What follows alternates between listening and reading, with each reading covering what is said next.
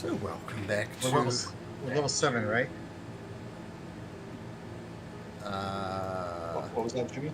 yes, level Just to 7. verify, we're level 7. Level 7, yeah. All right. So welcome back to Odyssey of the Dragon Lords once again.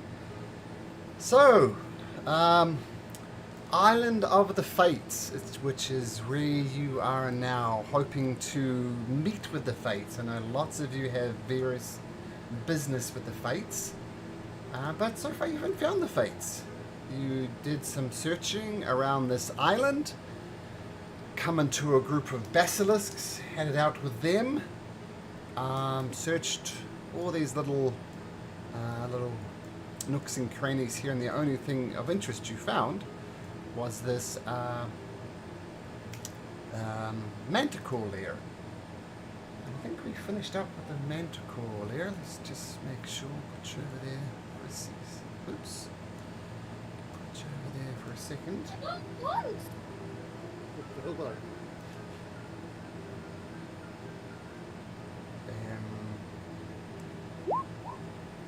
Oh, take a long rest, Jeff, to get all your HP and stuff back. Oh, okay.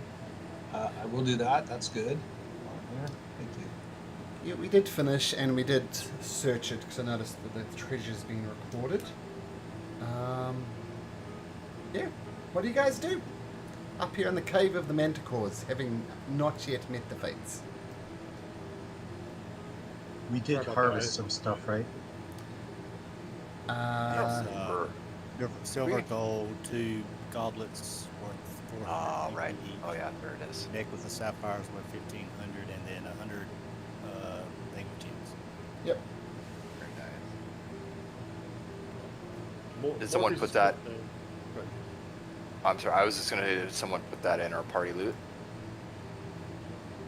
Not like there. I was like, I didn't know. I only noted down the 400 gold since it was 400 gold each person. So I only noted down 400 on my sheet. Oh, Oh, You know what? It's always good to have a little of your own money.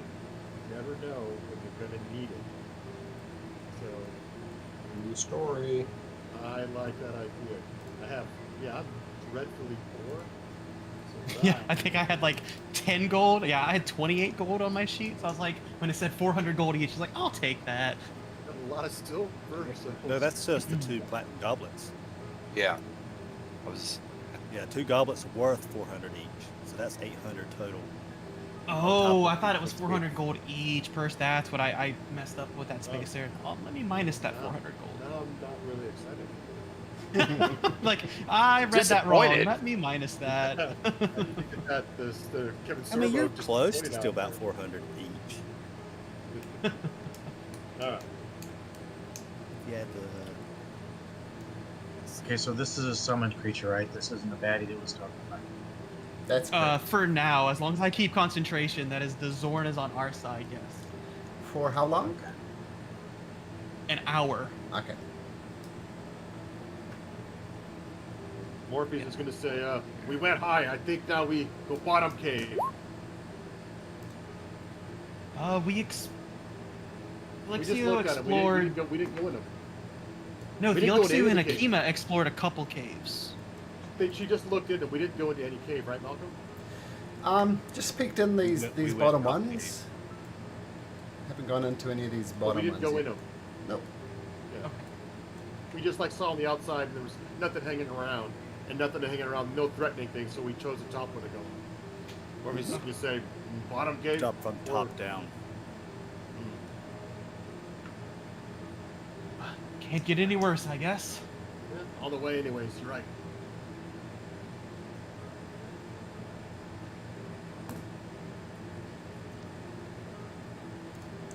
So back So I down the saw for mountain. the day. We're just going to go down the mountain to the next one then. Did we skip this one? We did skip the first one, didn't we? Which is fine. Do you want to check out that one? Yeah, do that. Okay. Okay. Just a sec.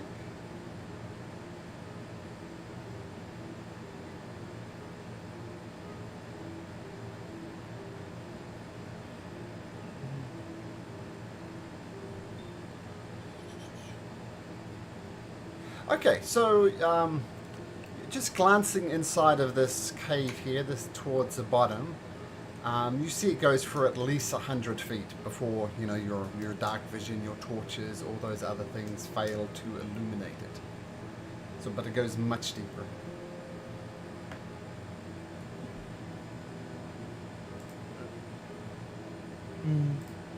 I could cast light on this pebble, and Odinas could toss it in the cave deeper, so we know what we're dealing with.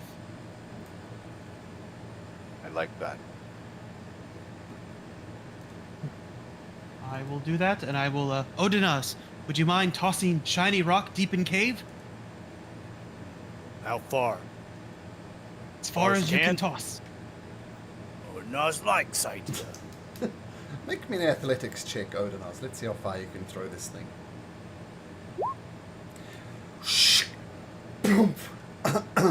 Heads down the cave, rattles, and you see it glowing about 200 feet down into the cave. It's a very good throw, Odinos. But you didn't hit the end. Cave deeper than look. We know cave is safe for at least 200 feet in. Shall we continue?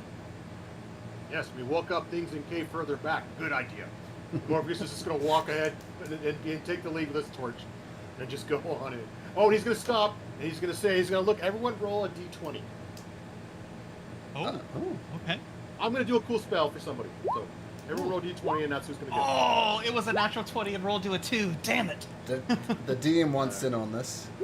Ah. Oh, fine. All right, Sammy. So he's gonna start pointing his fingers. He's gonna go or King Glafkoff. He's gonna stop at you and go, yeah, you hit. And I'm gonna cast Protection from Good and Evil and cast it on myself and him with Twin Spell. Nice. Nice. And that lasts Thank you. for an hour? I believe so. Sure enough. Captain Zamek should have disadvantage on this D20 because he just got his sea legs back. That's what it is. So let me see. 10 minutes. Okay. Oh, 10 minutes. So yeah, so 10 minutes. Get what we get. Okay. So Morpheus casts his spell, puts up his torch and boldly rushes into the cave. Goes for another 100 feet or so, then starts gradually winding down. You can tell it's going down and down and down. So you continue down the cave. As long as it doesn't get hot. Okay, noted. For another 3, 4, 5 minutes, you continue down and down and down and down and down until it opens up into this vast underground cave that is just massive. By first estimation, it's bigger than the actual island itself. And you see multiple passageways branching off on either side.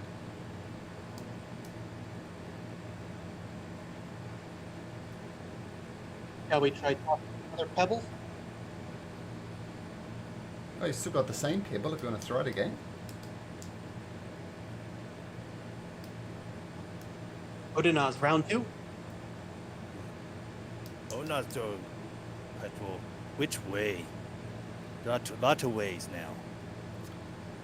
For simplicity's sake, just assume there's 4 ones: north, east, south, and west.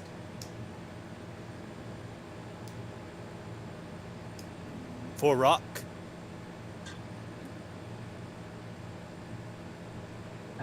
Captain Zamek, which way to toss pebble? You make decision. Sorry, Zamek was checking his spell book to see what spell he wanted to add, so he didn't quite catch that last part. Eeny, meeny, miny, mo. Catch a leon and by its toe. I choose this one. And he like hurls it to 1, 2, 3, 4. 1 east, 2 north, 3 west, 4 south. South. There you go. Make an athletics Right. check. Goes another 200 feet before stopping. You haven't reached the end. Everybody make me a history check, please.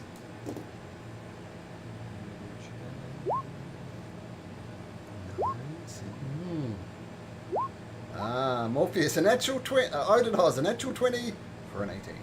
With -2 modifier. Any players want to guess where you are before I tell you what Odenhaz and Morpheus know? This church. 80s? Nope. Good guess, though. That's a good guess, yeah. That would be where I would thought of. Yeah.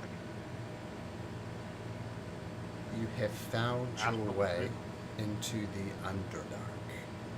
A vast underground. Oh. I guess it's still a thing here, too. It is still a thing here. And you know, there's my just God, a it'd be whole amazing. complex system of caves and civilizations and strange creatures.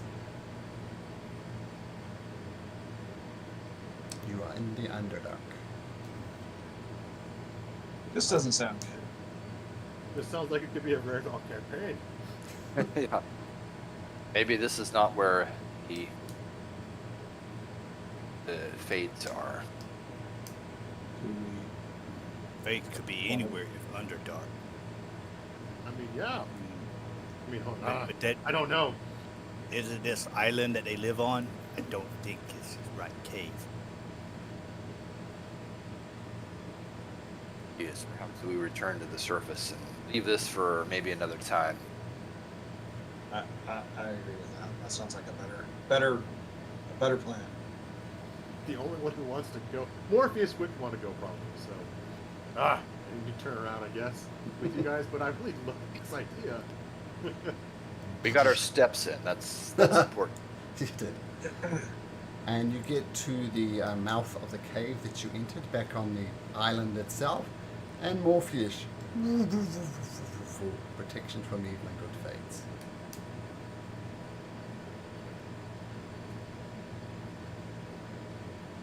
So I'm going to say your clay elemental thingamajig is still up. My the Zorn still up? Yep, yep. Yeah. Sorry, my net went out again, so I'm back on my phone. I guess we're having issues with storming here. Sure. We go next cave. This one up here. Right? Yep. Hit him on the way. Shallow cave, shallow cave, shallow cave, shallow cave. Is there one more on the left there? Yeah. Is this one up here? That's the Manticore We got cave. that one. There's one right here, isn't okay. there? That one. I'll put it this way. You look in all the caves on the island and you find no sign of the fates. What? We must go deeper into the Underdark. Yes. Water, maybe? Is there anything here?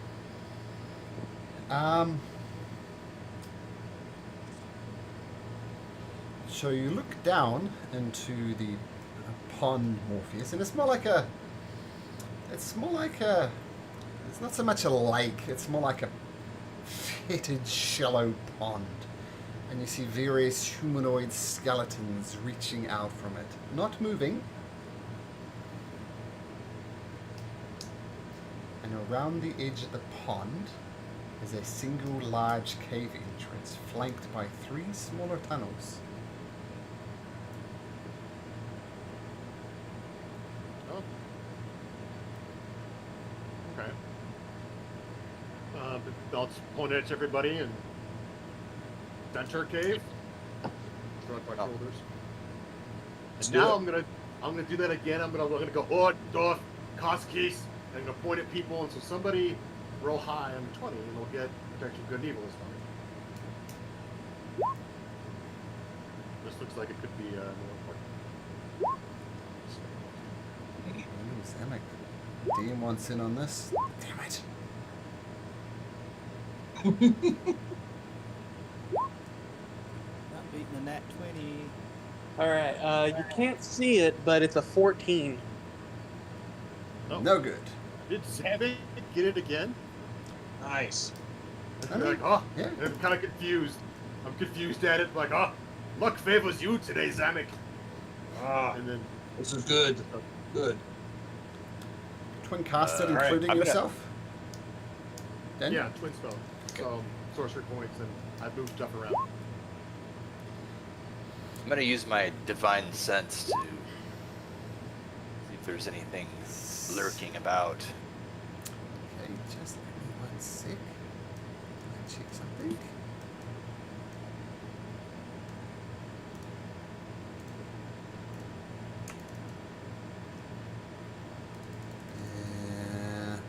So, fiend, undead, or celestial?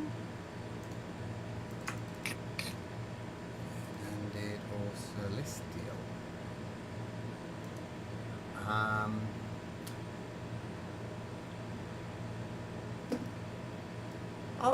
Technically, this is blocked by full cover, but I'm going to say you get the strong sense. You know the location at the time. You detect the presence of 3 fiends up further into the cave. Well, I don't know if the fates are fiends, but I get a strong sense something coming from that cave. 3 things. You know how many fates there are? We were told there were 3 fates. I will point to where I think they are. And Captain Zamek, you lucky. Come up in front with me. Yes. Up with me, and we'll walk forward ahead. Yep. And with everyone with us. And you lucky. I never happened to before. I also never had friends, so this is good. And Oh, this is good. Lock that together. this cave is dark. You lighting up your torch, Morpheus? Yeah, I don't have night vision. That was too funny to reconnect into. Is Morpheus saying, "I don't have friends"? My only friends, so of course it's lucky it's happened twice. Yeah. Fake my connections back. What did I miss? Main thing was Zamek detected the presence of 3 fiends up ahead. Okay. And Zamek and I shared picture of good and evil. It happened again. Right. As you press, How far is the torch illuminate? And what does that do to my dark vision? doesn't do anything to your dark vision, but it illuminates 20 feet for bright light and 20 feet for dim light. It's not great, Okay. but it's good. And I believe you have something to do with the fates as well. That you need to talk. You want to talk to them as well. Isn't that right? The Emperor. He's the Dragon Slayer, I believe. Mm-hmm. Yep. Yeah. So that's why I'm kind of pulling you up too. You got lucky with the roll also, but let's go. Nice. Okay. All right. Sounds good, Morpheus.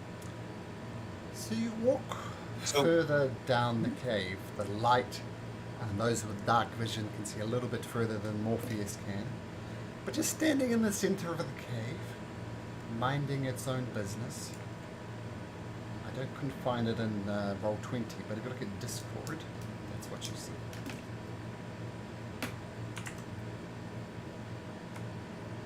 Looks up casually to acknowledge your presence, but apart from that, no reaction.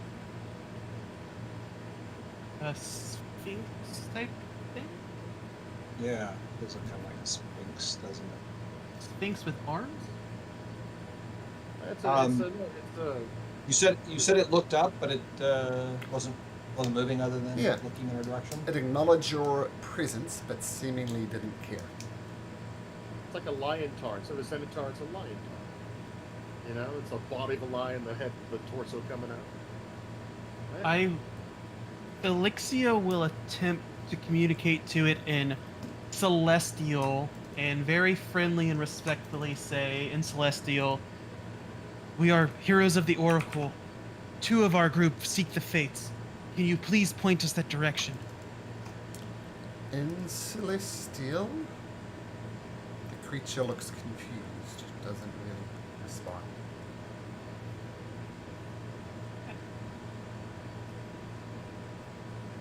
Did you say speak lion, the lion creature? I was hoping the creature spoke language of the gods of Celestial, and apparently it does not. I'll say the same thing in Infernal, too. I'll start with something similar, like, can you point us here for the fates? Are we safe to travel further in Infernal? And so his language sounded beautiful, guys. I mean, like, what? And I'm like, guttural, awful sounding. Yeah, so it's like the opposite. It's like Gandalf in the extended edition of Lord of the Rings when he's speaking to the council and he uses the dark language. Like that. Still no response. In common, I'll go. We're looking for fates. Do you have any? What business do you have with the fates? It's just plain old common. Yeah. It was just funny here because he went special, so I'm like, we're gonna do a bit. It's gonna be great. All right. I was ready to go Abyssal next. Oh, wow. All right. Oh, as a spoiler, a little spoiler, it speaks Abyssal and Common. Oh, okay. Interesting. And Abyssal is very different to the language that Daniel said. What was it? The Infernal. Infernal. They sound both kind of demonic-ish, but they're quite distinct languages. What business do you have with the fates? Yeah, We need- Go ahead. Go ahead. No, go ahead. No. Go ahead. You talk to him first. You spoke common to him first, man. You go. We need fates to save the world. The fates do many things, but saving the world is not one of them. Isn't that what we're doing, guys?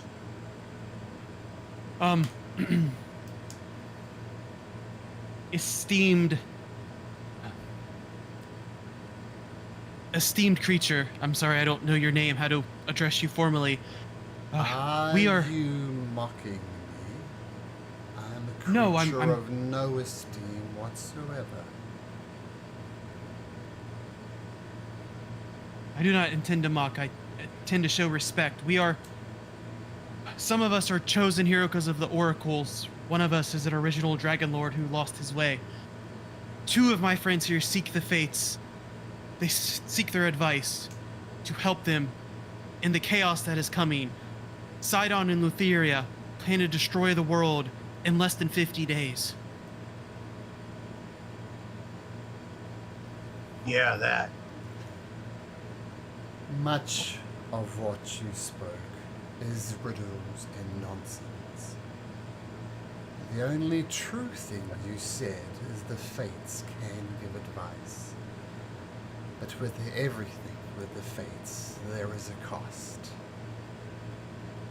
I pray that you are sensible enough to choose a cost that you can pay and not make the decision I did and regret the deal that I made. Follow me. And this creature And Abyssal, he'll say thank you. looks around. Most welcome. Okay, I gotta get you onto a map now. It's about Testicles. I'll just set them all up and then I'll set light sources and we'll let you know if you don't see anything, or let me know. Aurus, Zamek, Morpheus, and Felixio, and Morpheus. You got a torch on, so let's give you a torch. And do I Also still be have my concentrated. Zorn? No, the Zorn died along with Whitney, or just her. No, the zone's still there. Like, oh, let's see who's gone. Oh, yeah. Well, anyway, yeah, I have a concentration for Zamek and I. Okay, so I'll get you a concentration thingamajig. And one on Felixio as well. And we'll get you Zorn on there too. Okay, before I get to much more description, let's just make sure everybody can see. Should be down in the bottom left here. Anybody not seeing?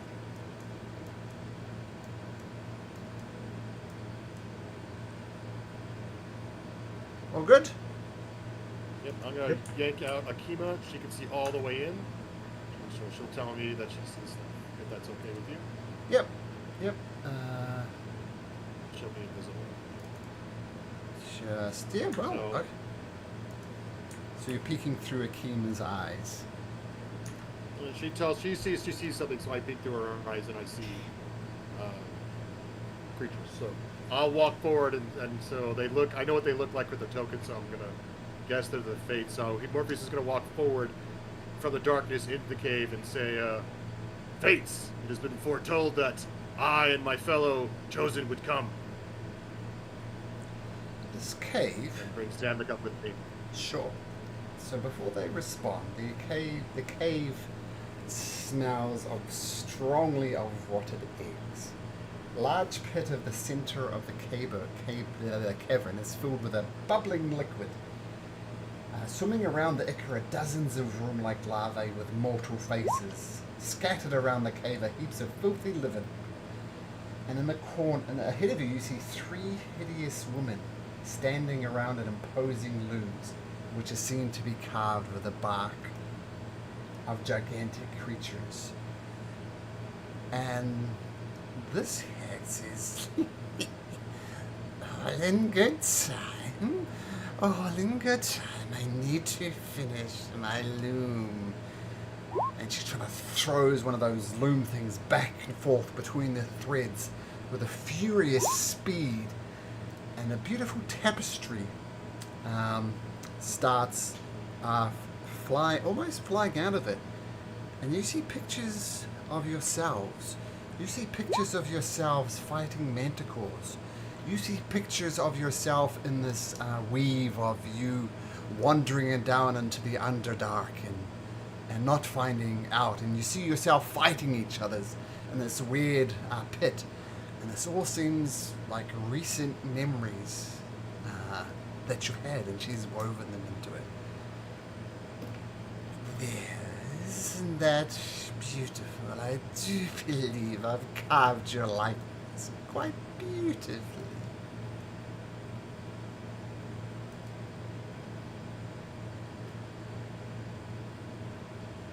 That's all she Can you says. see if story continues? Oh, the fates see everything. And this one says, ooh, they're a cute bunch, aren't they? What's your name, sweetheart? She says, pointing at Morpheus. You know who I am. I am Morpheus. I have was foretold to come here. Oh, Morpheus, those are such magnificent horns you have. Don't touch my horns. Does that make you horny?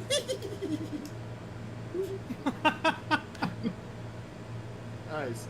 You have a confused face look, and he goes, I understand your humor. I've seen it before. I know what you are. What am I? Are you looking for someone special in your life? Morpheus just stand quiet for a minute. You say, I'm here for information, not for what else you have to offer. Ooh, I have all sorts of things to offer. And she kind of hobbles over towards you, Morpheus, dragging one of her legs behind him, and she attempts to take the crook of your arm. Morpheus has been around this before, so he's not going to recoil. Come with me, sweetie. She gently guides you onto the other side of the loom. Can I keep this one, Nona? You know what you're allowed to keep and what you're not allowed to keep, Granny. You make your own choices. And Granny says, ooh, you're a fairy one too, aren't you? To me? To Morpheus, yep. And Morpheus will now break away from her and push her back and step back a little bit and says, here for information. Here for you to guidance. You tell me. I've been hunted by this doom my entire life. Took my family. I have comrades in this journey. I'm certain my doom took them. All because of that. I am here to escape my doom. And I'm here for you to tell me how to do that. Make an athletics or acrobatics check for me, please. Oops.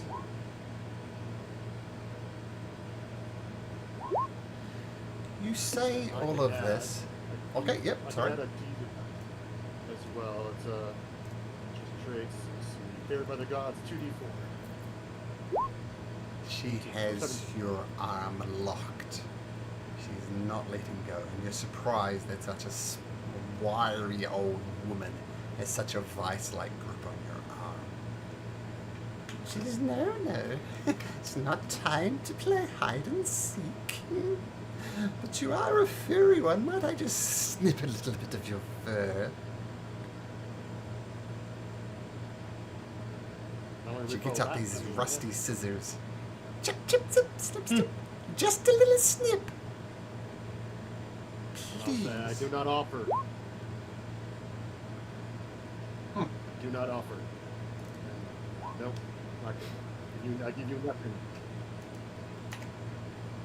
Tell me. Okay. And then I'm gonna try to back away again, I guess. Okay. Roll 20 is just Guidance. weird. Oh, nice. Guitar riff comes out for it. No guidance, the world's gonna help. Thank you.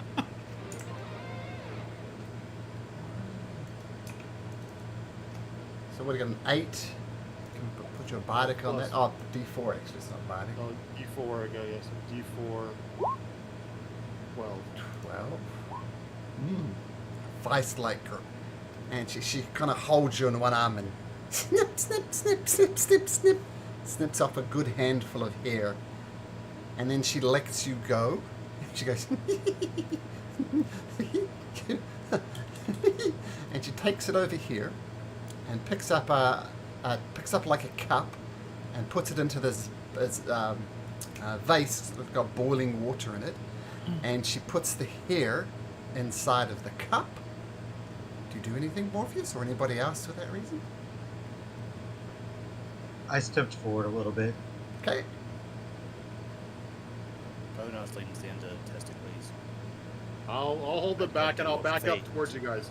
I'll back up towards you guys and just back up. Let them. I'm saying, let her do it. Did you know they were hair lovers? I told you he likes they me, are. Granny Mortar. He loves me. And she stirs the fur into a cup of boiling water, and then she drinks it up. Now you're inside me, Morpheus.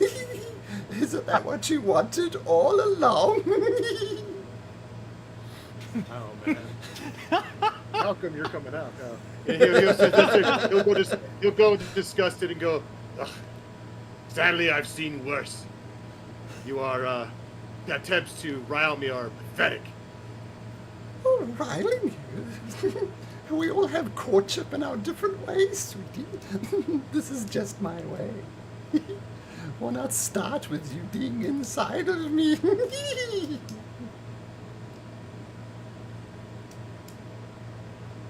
Or was it just grunt? Or just gross? I understand your joke. I get it. Sick humor. I understand. I get it. Oh, it's not humor. Oh, and there's someone else with beautiful hair. My eyes aren't quite what they used to be. Come forward, fairy one. And she points to Odinos. Come talk to little old Nona. groomed. Oh, I could give you No need haircut. a fantastic hairstyle. Please, I'll just run my comb-like fingers through your hair. Step forward. What answer do you have for Odinos?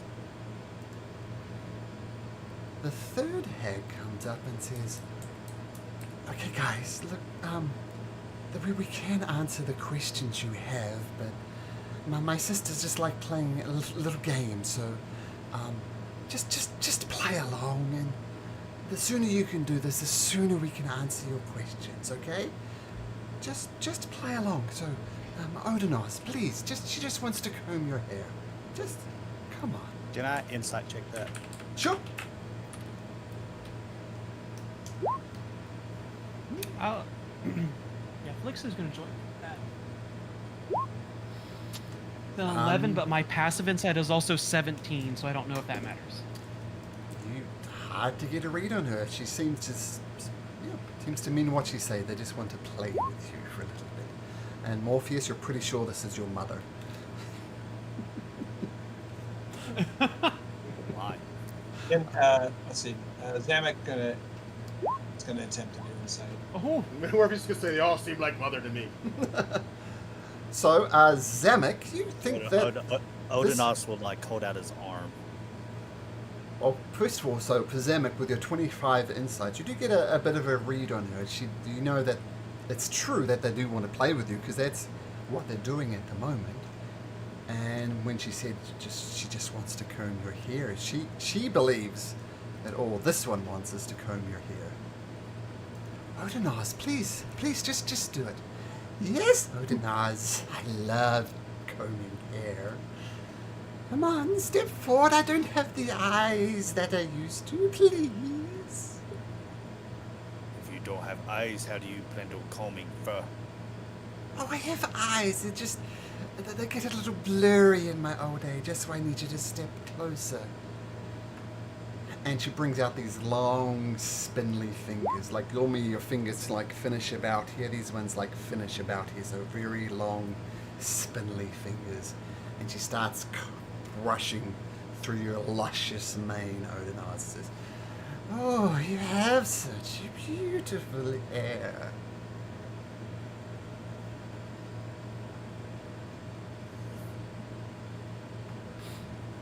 Does your wife or daughter love combing your hair like this? And Odenos kind of gets a little gruff when she mentions his wife. My hair was only for my wife's sake. Your wife? My wife's hair was softer than mine. Oh, your wife. Oh, I misunderstood. Tell me, when was the last time anybody saw your... When was the last time you saw your wife?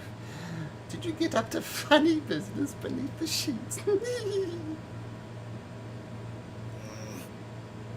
kind of snarl. Oh, I'm That's sorry. my business. Did I strike a nerve?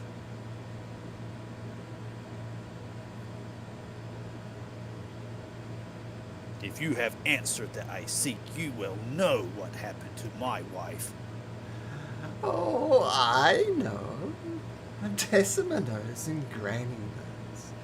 But we'll get to that in due time. We'll reveal all about your what was it again?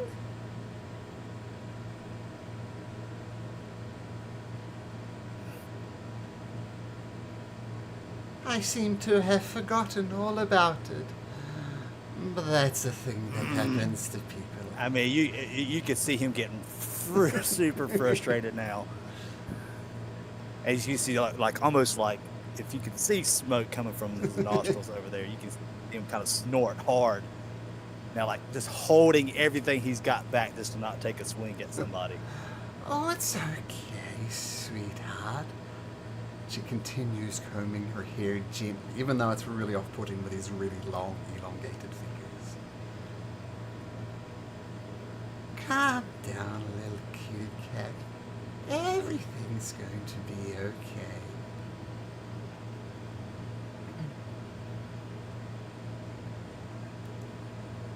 Felixio, seeing Odenas get angry from back here, is going to start to tell Odenas the tale of the traveler and how Elris traveled from different far lands, crashed her ship, and eventually met up with the heroes. And you're gonna get this. Don't know if it's gonna calm you down or not, but we're doing that. So plus my bard level, so you're gonna get 8 temporary hit points, and while you have those temporary hit points, your AC increases by 1, and you get an extra 10 feet. Oh, what a pretty tune you play. It was delightful. She steps away from Odinaz, and she accidentally pulls out some of your... Oh, I'm sorry. Did that hurt? Oh, no, still nothing. And she twirls Odinaz's hair around her finger, almost like a ring. Oh, so pretty. You, the musical one, come play old Nonna a tune. Oh, that's fine. How about I play a tune from up here for you? How tall is the cave? 10 feet. I'm going 10 feet in the air, and I'll play her a tune from there. Okay. Make a performance check.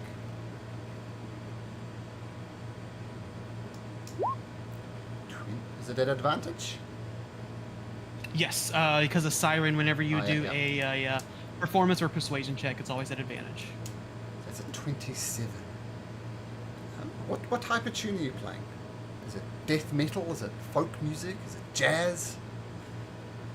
It's soft, just soft metal, like a soft ballad, like think like a Here I Go Again by Whitesnake, and just talking about our travel through the ocean, how I was once an original Dragon Lord, and I fell from that, and now I'm redeeming myself, and about all the heroes here, and about Odinaz and Zamek and Morpheus trying to face his doom.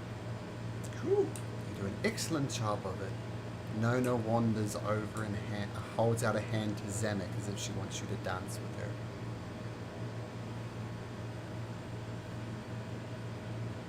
Zamek is chewing on his burger and says, doesn't really resist, but little apprehensive, but extends his arm. Okay. And gently twirling, she twirls you over here. She's not a very coordinated dancer, but she seems to be enjoying the dance. And every so often she steps on her feet. Every so often her hand goes a little below the waist onto your buttocks. So, I'm sorry, dear. And pulls them up again. And she keeps grab the booty up and continues to sway out of beat with the music. Eventually, Felixio's tune ends, and she sings,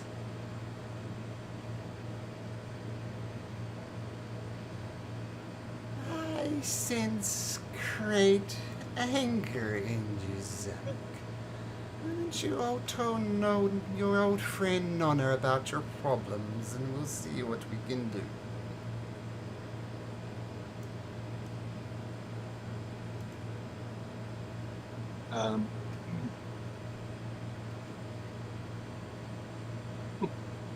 I don't know how to articulate my problems. You tell old Nonna I'm all ears. Oh, sorry, let me just clean out my ears. And she pulls a worm out of one of her ears and throws it aside. There you go, I can listen to you perfectly now. Tell your old friend Nonna your issues. So, means that I missed last time. Is there something we're specifically trying to get from these? If these are the fates or whatever? Specific people have specific things. So part of my origin story, Jeff, is I'm the Doom one. There's been a Doom that's followed me my entire life that I'm afraid of. That's out to kill me and then end me. And it's been chasing me my entire life. And I went to the Cersei, and Cersei told me to seek out people and go on this journey. And then most recently, it's the Fates. We'll have more on. And I've always wanted to escape my doom, I think is what it said in my origin. So how to deal with my doom. That's why that's what's led me to this point. You're the Dragon Slayer, and so some of your origin has to do with this. And I don't don't know enough. I just remember everyone. Got it. Okay. Your point. Okay. So, I will share with her my backstory of losing my family to dragons and wanting to seek vengeance for that, and restate what Alexio had said before about the fate of the world and our mission to prevent that from happening. Nona is listening intently, still with her hand around her waist, and she said, "Oh, Zamek, that's so sad." And she holds on to you in a big hug, and you see she start crying, but her tears are stained an ever so slight change of green. And then Decima, almost the most recent one, "Oh, I'm so sorry, Zamek." And she gives you a big hug as well. It's like a three-way hug. And then the first one said, that's a terrible trial, Zamek. Let me hug you too." And all of them are doing this big three-way hug, all of them crying in various ways. And Granny Mortar doesn't really have a nose, and so a lot of the shall we say, the mucus is free flowing from her nose all over your whatever you're wearing. Nice. Is there a way that I can kind of like distance myself, like, "Hey, thank you, I really appreciate the Make me a sorrow strength that check. you're bestowing upon me, but I don't want to get it on me"? Make a strength check. Or athletics, I guess.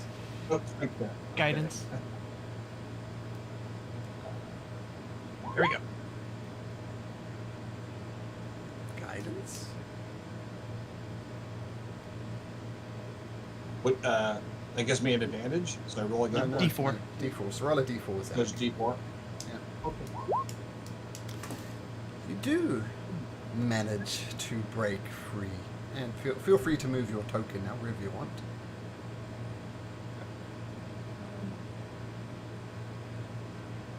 Over. Oh, Zamek, why do you run away from us? Do you think we're dragons or something?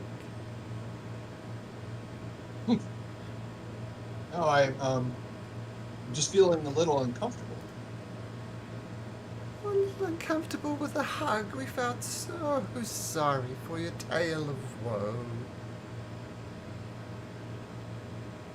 I do appreciate that. I was overwhelmed by your sorrow, by your feelings. Granny Mortar approaches you, Zamek. All right. I think I have some answers for the problems you have. But first, I just need to look into your eyes. No touching the eyesies, I promise. You just want to look into my eyes?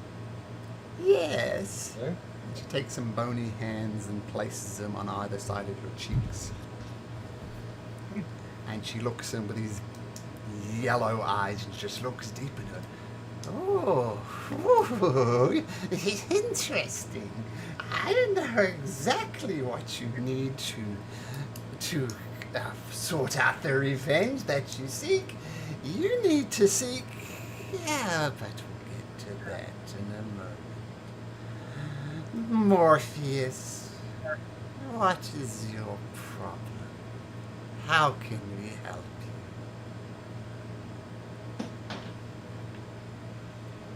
Morpheus will step forward a little bit, not as close as he was before. Say, "I come here to find out if there is a way to escape my doom that chases me. It has claimed 2 of my fellow chosen already.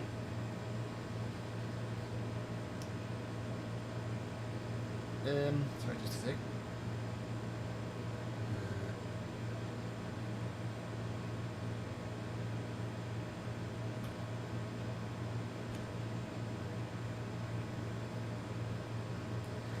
Tell me, Morpheus, What do you remember about your parents?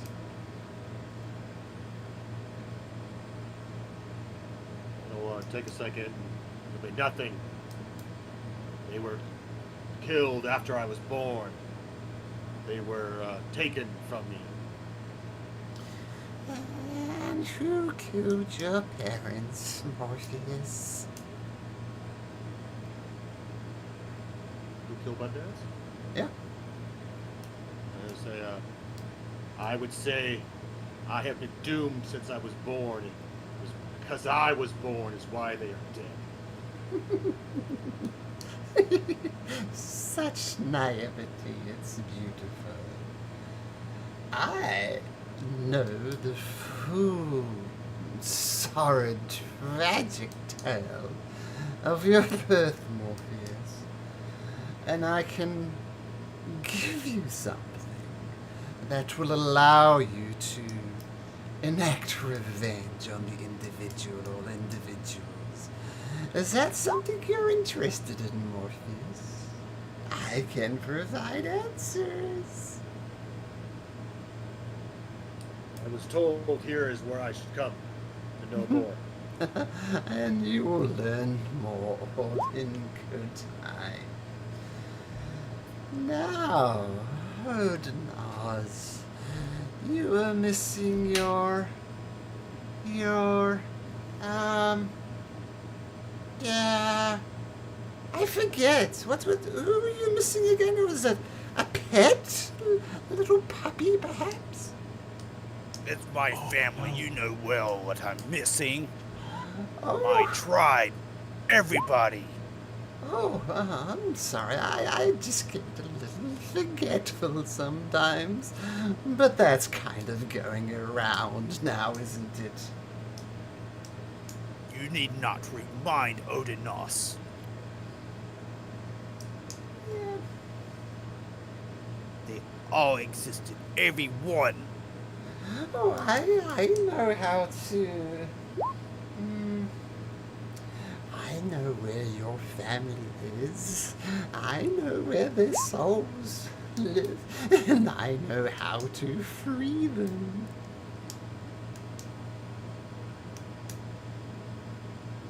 You'll see kind of a softened look on Odinos, like almost like tearful. But he kind of like strings it back away a little bit as he kind of shakes it off over there. And tell Odinos the answer that he seeks. All in good time. So Odinaz longs for his family. Zamek longs for revenge. And Morpheus seeks answers. And a way, his own way to seek revenge. I can provide all these things. But I must demand the price. I've already been inside one of you. Is that not enough? Not nearly You enough. play with Odinos' hair. Oh. Yes, I was freely given. I didn't demand anything. I didn't ask something. So thank you for the gifts. Nona enjoyed them so. Odinaz, come. We need to talk. I will give you the answers if you are prepared to pay the price. Come with us, Odinaz. Head more towards the back of the chamber, expecting you to follow. Odinos takes kind of a step, but he's marches kind of like with a purpose in a sense. Morpheus will say to him as he leaves, I've dealt with beings like this before. That is why I have what I have. What I am, what I am. Careful with any bargain you make. Okay. Words of wisdom, that's all it's called. And he's going to cast guidance on you, so I think you have 10 minutes, and he's going to concentrate on it for you. Boom.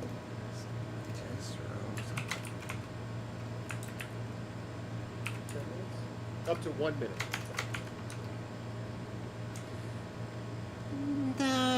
No.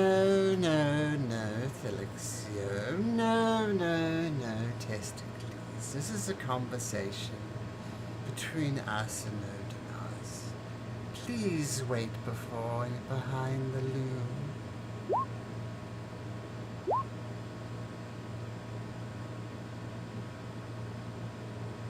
said, this is Bought their the Zorn too, so I had to come back. this is their realm. They make the rules here. Not us. You are not That's what I'll say. wrong. Odinaz, come across to voice channel 2, please. The dreaded voice channel number 2. So you seek to be reunited with your beautiful wife and your twin daughters, do you not?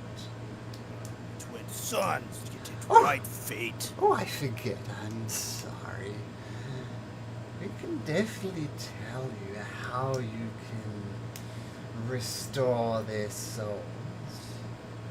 But there's a price you must pay. What price is there? Yes. Gold? Oh, gold is so very boring. Tell me, is there anything you won't do to be reunited with your beautiful, precious family? Odin's uphold honor to family will give anything for their family, but not to disgrace their name and our name, even though they have been forgotten. I can make them unforgotten. I can make it so their souls are released back to the mortal plane. And that is what you long for, is it not, Odinaz? This is what you want so desperately that you will do literally anything. What Odin's wants is to split Utheria in half for what she has done. Oh, wow. Revenge is sweet. But that will not free the souls of your family. And then what will? Tell me, Odinaz, are you above taking someone else's life to return to get your family back? Just a simple stab of the knife.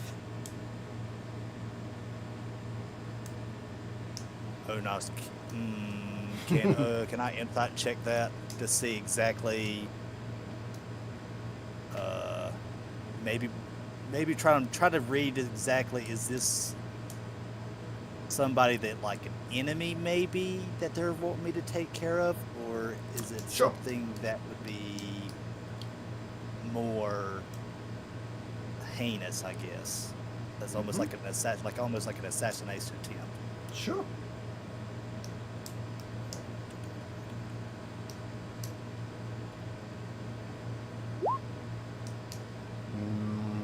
I probably should have GM rolled that. That's fine. Now they think of what's going on. Yeah, they want you to kill someone, and they're just writhing in joy at the thought of the problem you're going to have. It's not going to be a nobody. It's going to be a somebody of note. That's what you get for a 50. So what do you say? Just a little stab in the dark. Just a flick of the wrist is all you need to do, and we promise to tell you everything you need to know. Right here, right now. Who does Odin's have to kill? Before we go much further, is there anybody you wouldn't want to kill?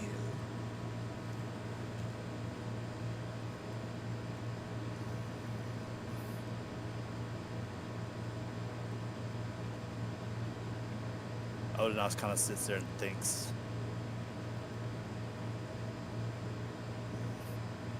Odin's will not kill anyone that's innocent.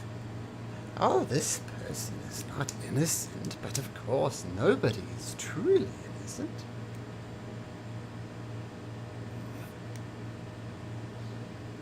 Here's the thing, Odinaz. If you agree to kill this person, We will tell you right here, right now, what you need to do. You will have 2 weeks to perform this task. If you do not, then the curse of the Oathbreaker will fall upon you. I'm sure you met my pet as you entered. Expect a not dissimilar fate. The thing that welcomed us in, that Oathbreaker. Mm-hmm.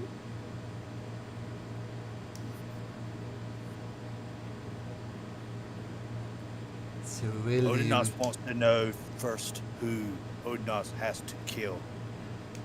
Well, I'll put it this way.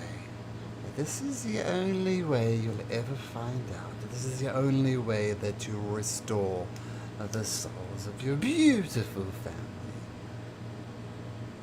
The person you need to kill. If you say yes, we will tell you right here, right now.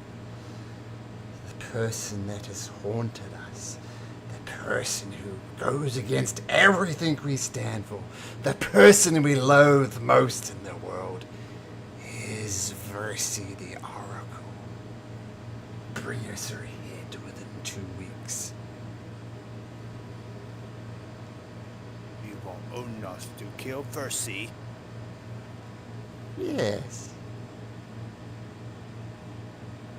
You agree to this, we will matter? tell you right here, right now, how to restore the souls of your beautiful family.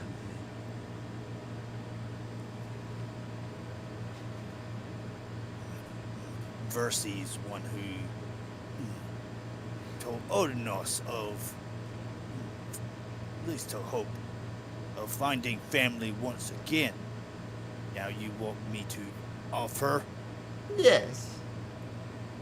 For your family. Think of holding your beautiful wife again, laughing and playing with your sons.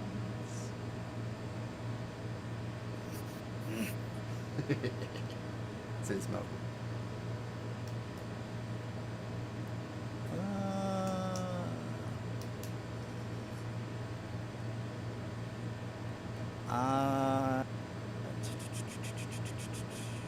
Can I roll to see? I'm trying to think of.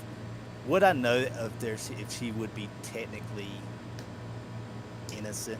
Is this just sort of like I don't like you and so I just want to kill you type of thing? Well, what you know about Versi? So you did meet Versi. She did teach her along this path. I don't know. She sees the future. Is that good or is that bad or is that neutral? Don't know. I'll leave it up to Joshua / Odinos to decide.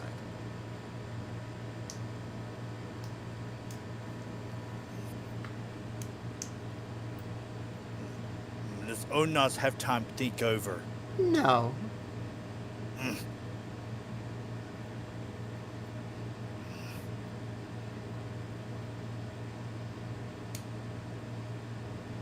Odinos has no problem taking care of someone who is guilty. Odinos knows not anything that Versi is guilty of.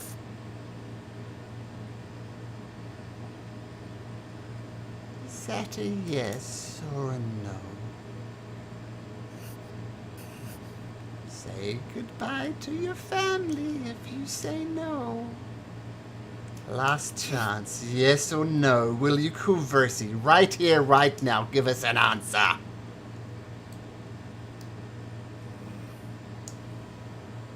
Odinos say no. Oh, you Not disgrace family by killing cold-blooded murder. Oh, that's such a shame, Odinos. Your poor, poor family will just have to burn where they are. We have done with you. Goodbye. I slowly start walking away. Burning, burning, burning. Screaming, screaming, screaming.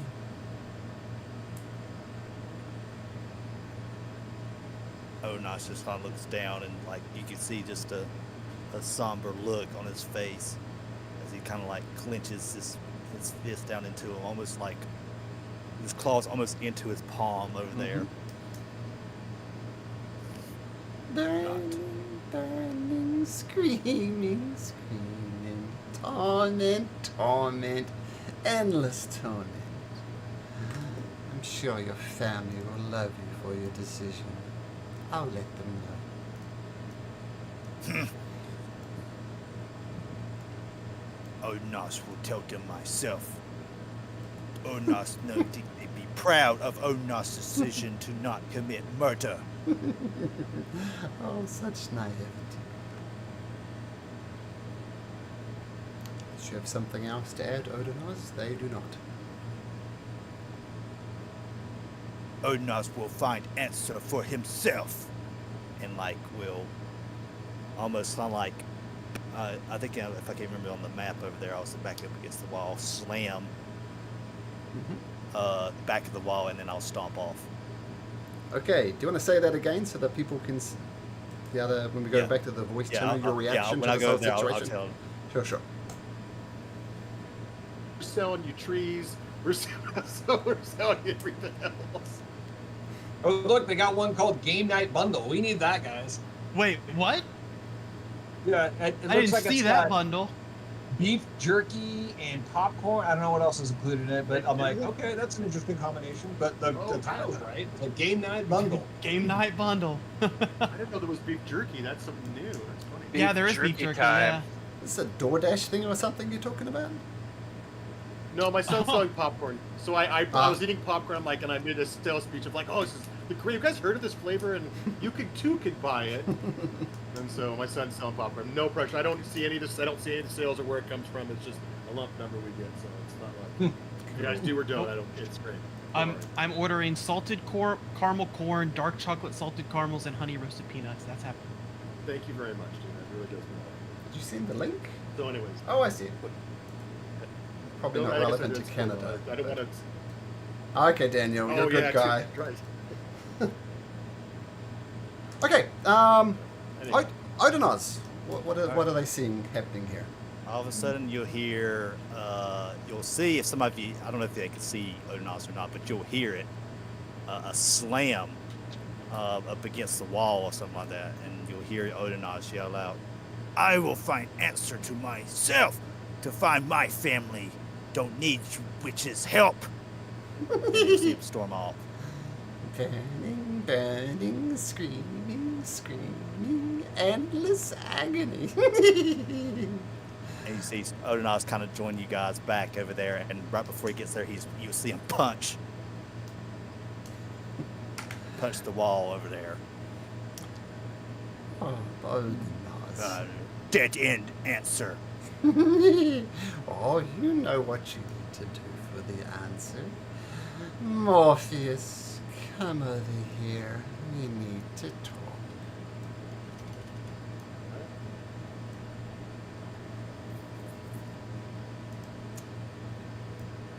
Daniel, voice channel number 2.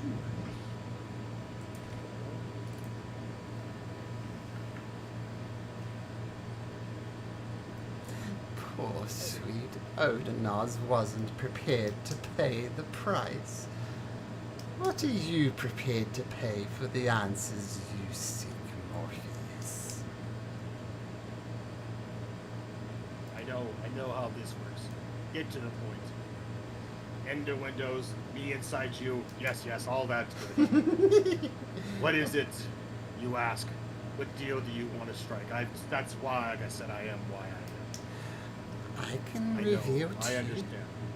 who is responsible for your curse, your doom. I can reveal the full story of your birth. Yes, we can do that. And we can forge a mighty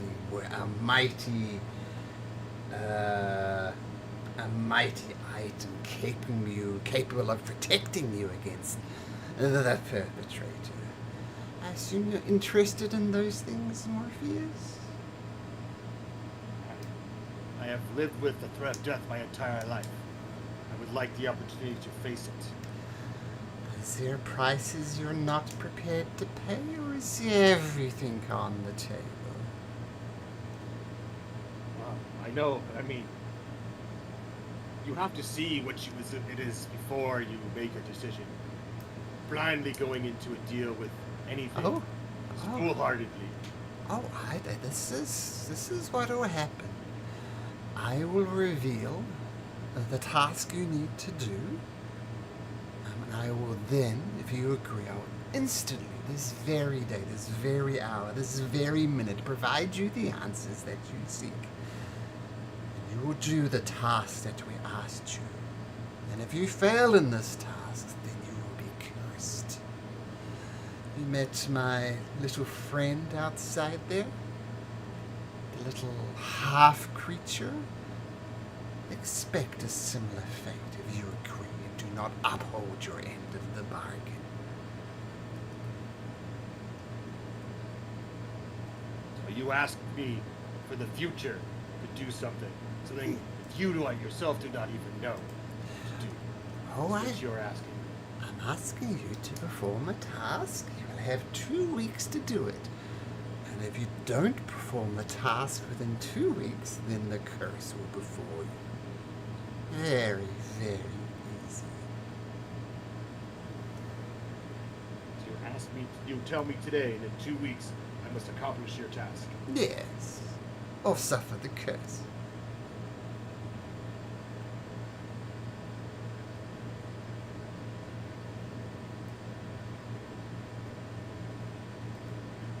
Morpheus is a warlock, so I'm trying to practice this out in my head. Because it's like, as a player, I don't want my character to die or do something really horrible. So I'm trying to really think what Morpheus would do, knowing what he knows about these kind of creatures. That's what Morpheus would do, right? Not what Daniel would do. Yeah. It's like I want to make the right decision based on character. So let me think for a second. That's why I need to pause. Sure, take your time. Like his own life. So Morpheus will respond back. He'll respond back, steady and strong. And he goes, "I've made deals with your kind before. I'll make deals again. What is it you want? Tell me, and I will do it." Are you above, like, stabbing someone in the back? A little bit of murder, shall we say? Are you above that sort of thing?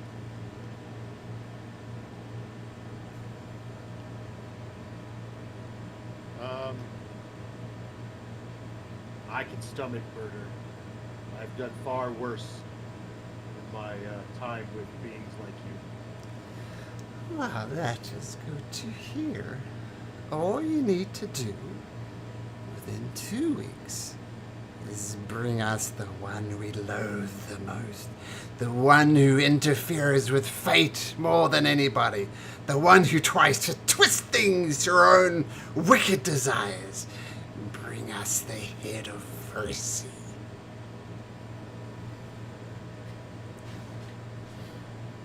So I've already made the deal then, right? No, you just need to agree to the deal, and then they'll tell you the answers that you seek and provide you with something that will defend yourself.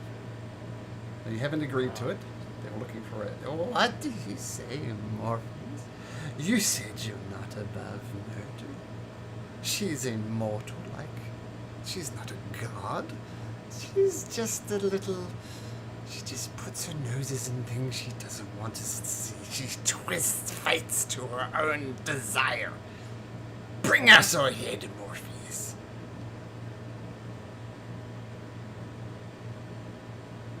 Wow. Morpheus is going to say, that is one of my companions. Companion, if you know what I mean. You and your sick humor. Sigh. I cannot. Ooh. He'll look at you. Is there anything else I could give you? Anything else you would want for this? That is a task beyond me, beyond all of my companions to accomplish. Make a persuasion. That would break the chosen. Make a persuasion check.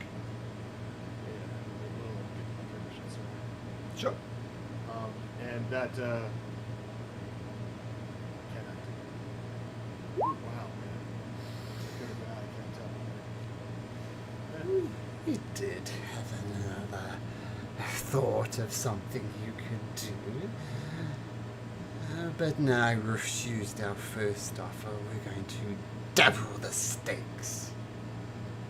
We need you to bring not one, but 2 baby girls to us within a week. 2 sweet, innocent babies. And we will take good care of them. We will nurture them. We will love them. We will feed them. We will clothe them. 2 babies, Morpheus. That is our quest. That is our request. Morpheus will, his gem will light up and like Eldritch energy will sprinkle off bright enough for everybody to see. And in anger, he'll say, loud enough so they can probably hear it a little bit. He'll say, I will not damn 2 to live the life that I lived. I will never submit to that request. Evil, foul, demon creatures. And I'll walk away. Okay. So let's go back and you can say your screaming out bit I and don't we'll know pick why it up. it's Okay.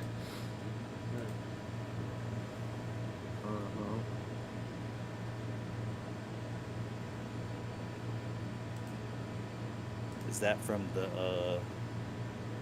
joke from the what did they College Humor? I think that's what it was about Batman. I've never seen that clip of it before. It's like a parody spoof of Batman, joking that he never kills anybody, but yeah, in this little scene, he basically kills like everybody. He's like, oh no, they just went to sleep. See? Oh yeah, they went. I know what Yeah. you're talking about. Yeah, they went to sleep. Yeah. Patton Oswalt's in that as the Penguin. Yeah, that's it. Yeah, Patton Oswalt was Penguin. Yeah, they just sleep. They sleep, just So like when Mr. Fish. your spiky things on your arm hit their and blood is spurting out. They're just tired. Yeah. See, they're just so afraid of me they just fall over. They go to sleep. Anyway, Just so like my Mr. Fishy. character, yeah, right. My character will walk. He yells aloud at them and says, "How dare you! I would never damn 2 innocents to live the life that I have lived. I damn you, you wicked, evil, and all these offended creatures." And he walks away, heading back towards all of you guys. Morpheus, did you get the answers? No answers. No answers here. Come, everyone. They give you nothing. They twist your heart and tell you lies. Listen not to none of us. Will listen. Rest of you will listen to you. And he makes a stand saying, they offer nothing. Zamek, come Oh, stop, Zamek. I'll over. say she offers you nothing, Zamek. Zamek, Oh, hello, ladies. come Guidance on Zamek if he walks over. Zamek. All right. Do walk over. Okay. Voice channel 2, Mr. Zamek.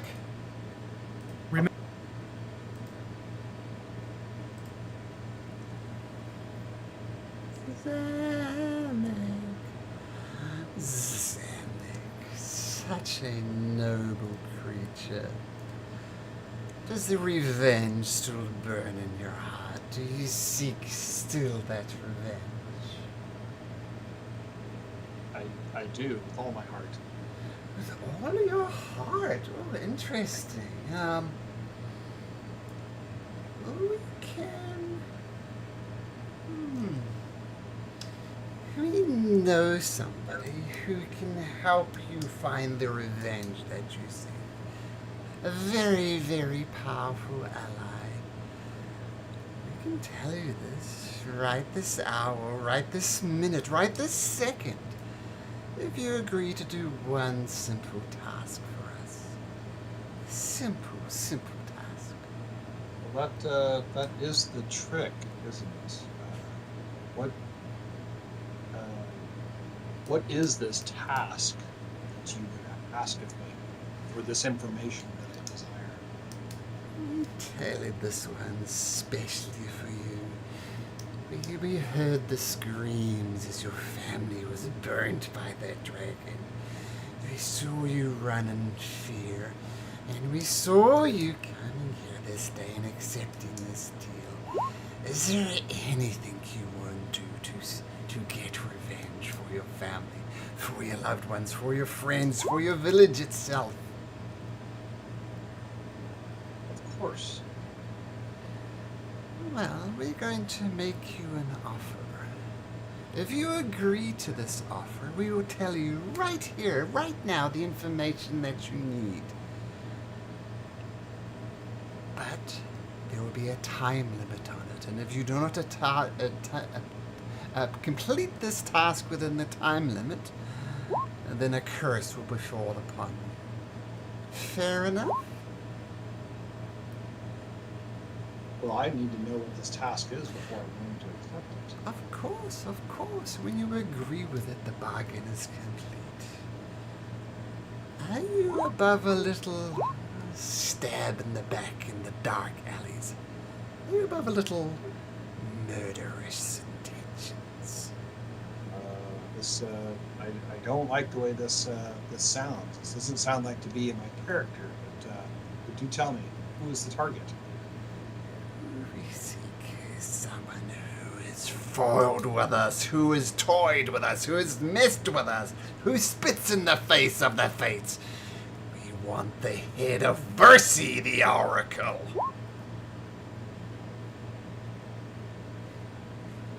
I do not think this is something that I would be willing to undertake. As much as I want revenge in my heart, this does not seem like something that is just. Think of your family screaming and burning and crying out for help, Zemek. You can make all those payback for all those screams. I tell you, I hear them in my sleep. I cannot get their screams and cries out of my mind. Or the This is cries just will something stop. that's true. The screams will stop, I promise. And I don't mean this offensively, but I do not think that this it would feel good to me to exact revenge, and I also think that the cries will continue. Oh no, we can stop the cries. Your revenge will be satiated. We promise. You'll feel much better about it. Just a simple twist of the knife.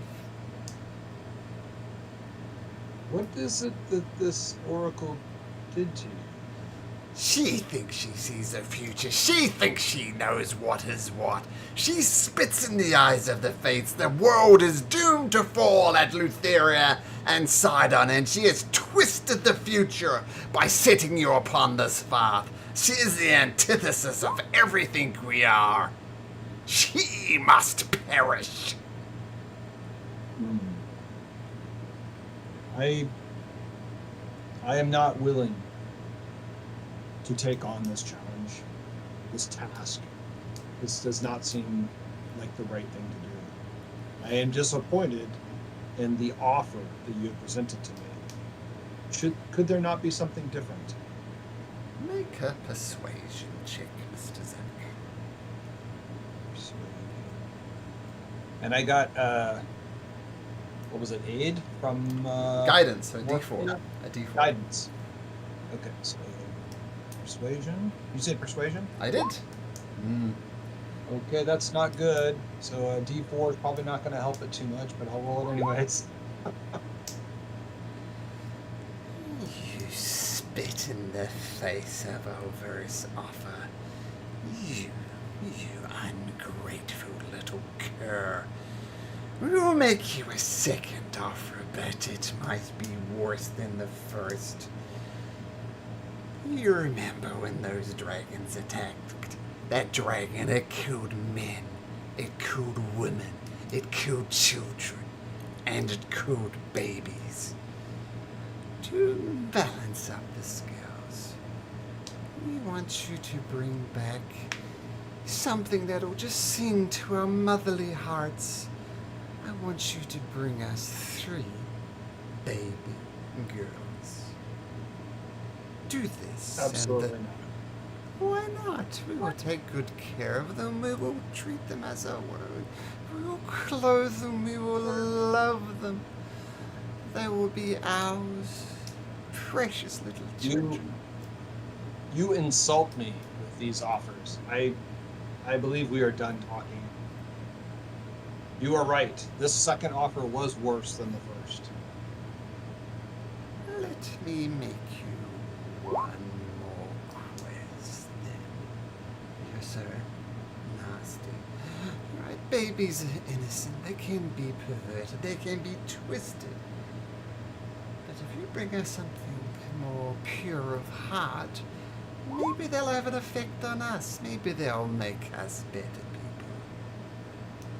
Bring us not one, not two, but 3 living nymphs.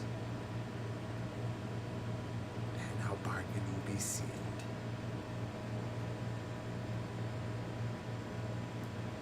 What is the timeline that you asked of this task? Within 1 week. 1 week. I'm gonna assume that Zamek knows how difficult it might be to lure, capture, whatever you want to say. We'll have nymphs. to go to a place where you know there are nymphs, which will necessarily take 3 days.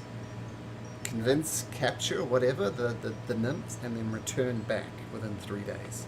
And that'll be with a day to spare.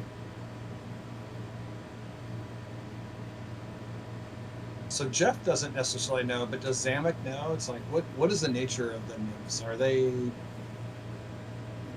Yeah, think of them I as like guess- more like fairies. Okay.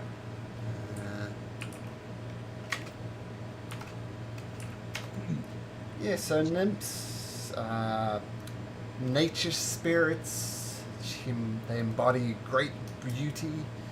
Yeah, think of them like fairies, like full-grown fairies. So okay, I think my response on that would be, if I was only willing, or sorry, if I was only able to find 3 nymphs that were willing to come with me to help you turn to a better side, I might be interested in taking on this challenge. But I don't think that I could find 3 nymphs that would go with me.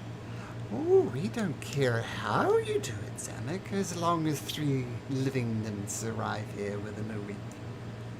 Your methods are And that- your own. That is the part that I struggle with, and I'm not willing to do. I do not want to take somebody against their will.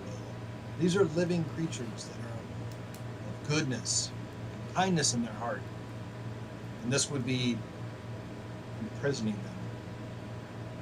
So that's a no to our 3 offers.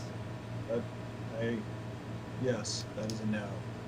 And I'm not going to do it because it would wreck my voice, but they start screaming, and you'll recognize the screams as your family and friends were burnt by this dragon.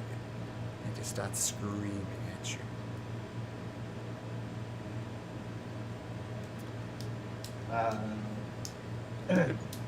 So I think Zamek's going to say, "Away with you! You are." Well, let's go across You to were the other voice causing channel, more- and you Okay, can say great. that as you walk away. All right. Okay, sounds good. See you. Paris occasionally. And then don't forget, we do still have the mind reading, the heroism potion, the necrotic resist, and the climbing. I think we burned all the fire. No, we didn't burn the fire resist. There's still one in. That's right, because we forgot about it. That Jeff? go to my inventory too. Yes. Okay.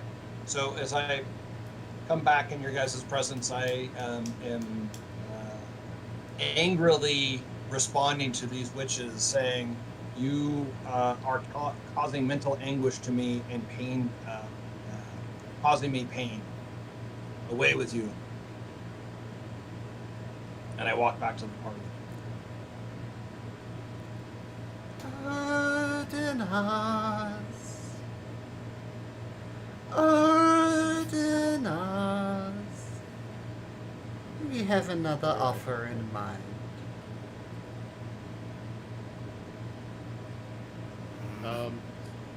Wait, Onas, you want to tell Malcolm what we're talking about? Yeah. Yeah. Okay. Before we get to Odonas, what were you talking We about? were role playing while you were gone a little bit. Mm-hmm. And I'm like, and then I mentioned at the end that we had to bring Malcolm into this because he's. I see everything. Yes, and Yeah. you have. Yeah. And We you have something didn't right want to, behind- do it without you. Sure. You got something also right behind us and all that kind of stuff and due respect. So I came back and I said, these beings only offer us madness. They'll offer us no answers. And I said, he wanted us to bring the head of your Circe. And I pointed to Elixir. Odas said the same thing. And we are going to go like, these beings should not exist. They offer us nothing but madness and possibly death.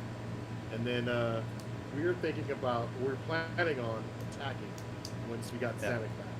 Odonos we have was a thing going to behind make us. a declaration of maybe we get answers if we beat it out of them. Yeah. Mm-hmm. And we have a thing behind us. So One thing I will say, it's been well over an hour now. The little creature vanishes. Okay. my spells. Okay. Now, It's only a minute, so longer, way longer than so as you go back, Zamek, they're calling you back. Odonas, we have an offer for you. Odonas.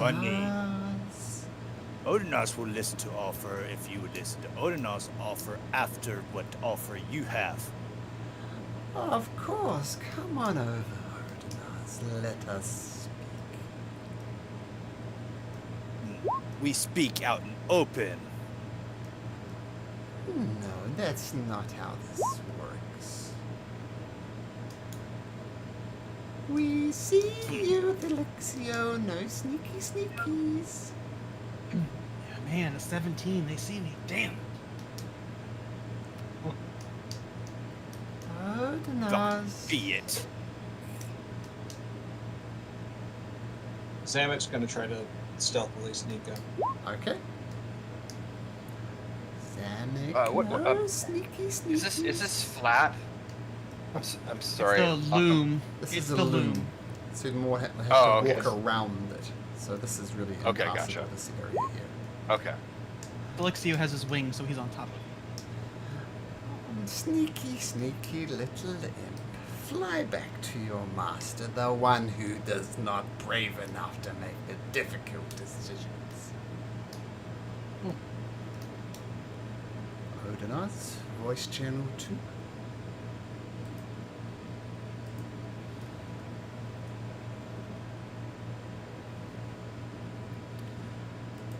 Odonas, your friends are such cowards. They're not prepared to make the tough decisions. I have another offer for you, Odonas. I think you'll find this much more palatable. Like yourself, people have lost family members. They have lost loved ones. And occasionally, small little innocent babies. They're forced to be orphans. Now, while we don't require orphans necessarily, we require you to bring 3 baby girls to us. What do you want with baby girls? We will You treat plan them. on adopting? We will treat them with love. We will clothe them. We will feed them. We will take ever so precious care of the poor little orphans.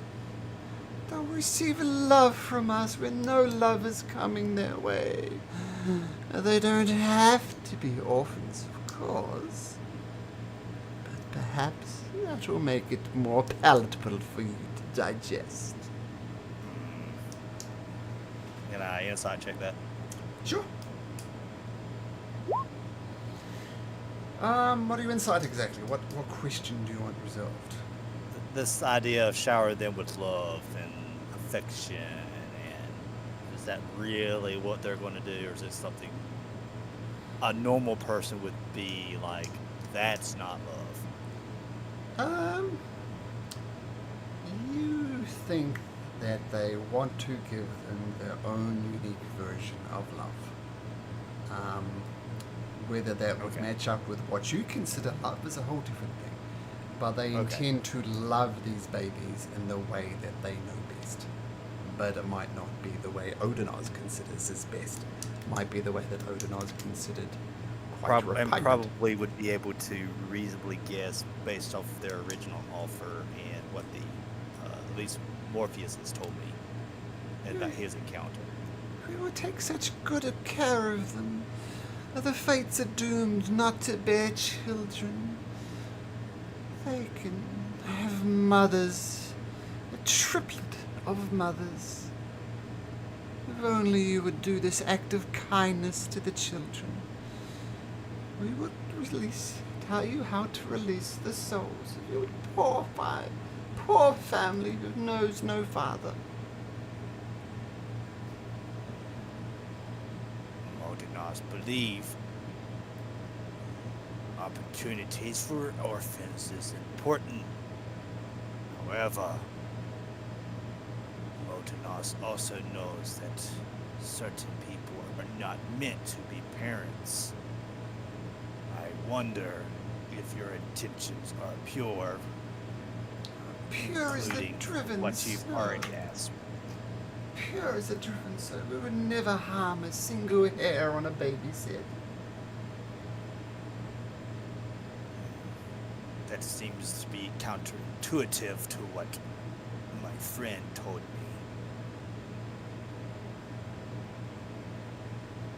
And he will kind of say, I don't think I would want to accept such an offer.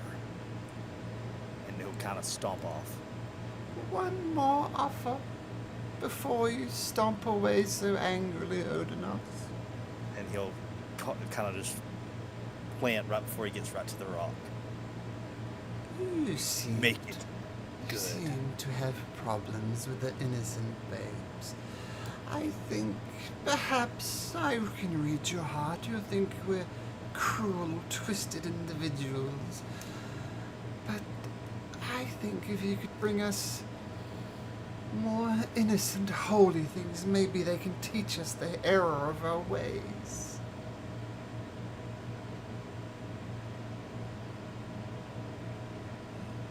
People can change. Oh, we I can wonder change too. who would really change. Would you train them to be evil such as No. you? No, no. We just require 3 of the fairy folk, 3 nymphs, please. You bring us 3 living nymphs, your family will scream no more.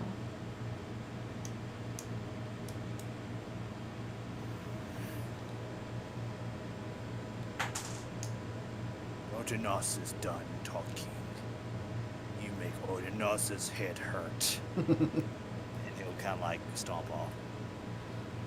Okay.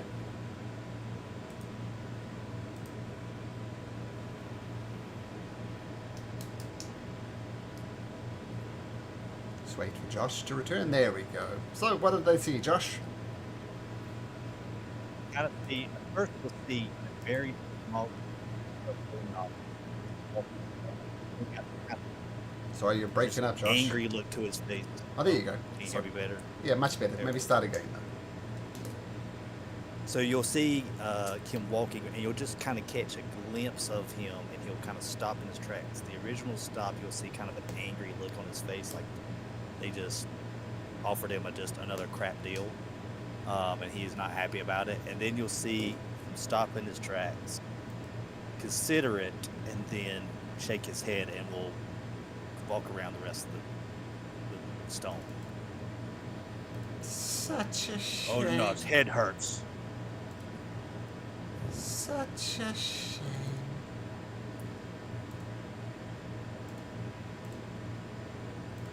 And they all start look as if they're there, but kind of not there. You will hear the screams of your family in your sleep. Zamek, the screams of your people as they're burned by dragons will haunt you for all eternity. And Morpheus, you continue to be doomed.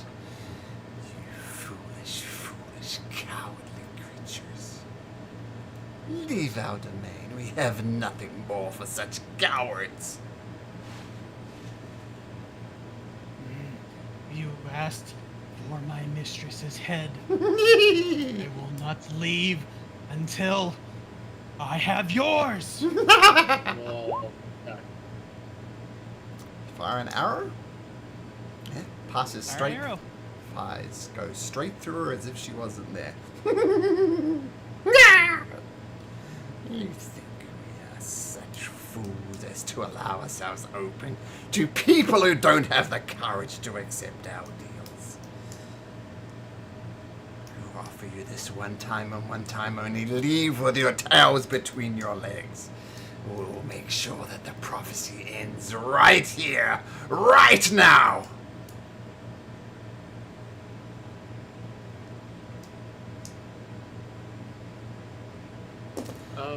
From the back, just one quick thing. From the back of the room, you see a figure appear. It is a Medusa. She's looking down at the ground for the moment. And a second figure appears, some mess of vines and rotting compost. Actually, they appear over there. Leave this place with your tails between your legs. You will not seek the answers to the questions you have arrived with. And you have surely doomed all of Thylia. You will lack the knowledge. You will lack the weapons. Thylia is doomed with your cowardness. Leave!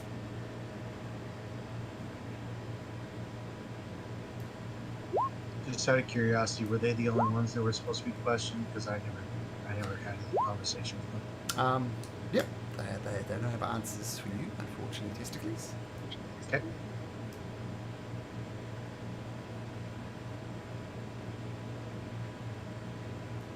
I'm gonna cast light on my crossbow, on my hand crossbow, just so I get a little extra vision. Sure.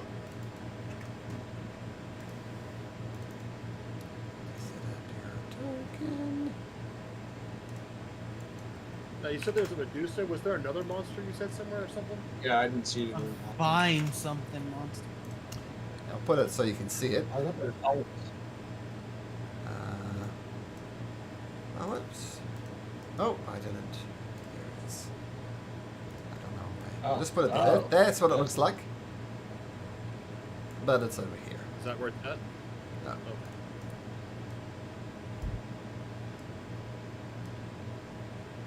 And they start screaming, and you recognize the scream as your family being burnt by the dragon. Then they start crying in anguish, and Odinaz you recognize as the cries of your wife and your twin sons. Do not taunt my friends. We will kill your Medusa and vine creature. Then you will listen to them. And they keep on screaming and just mocking Odinaz and mocking Xanath. Who's the coward now? Come out and fight. Odinaz, it's time to rage. Are we getting into this? Yeah. I'm gonna- Or something. So yeah. Just before we do that, I Sure. want Roll to for kick over. initiative. I want to kick over one of these braziers and see if that does anything. Sure. You do some dope monk acrobatic tricks and kick over the brazier and just it falls out and little almost tadpoles with human faces fall on the ground and start screaming. That's about it. Malcolm, I was going to ask you, because before you guys came out, I was going to cast the spell again, Protection from Good and Evil, while they were talking to Odinaz, but I'm not Sure. sure if you could allow that. Nope, I allow that. You had time while they were talking, so that's fine. Oh, I'm not going to spell this one, sorry. No luck for you. He goes, eeny, meeny, dos, gosh. He points at himself and goes, oh, I lucky.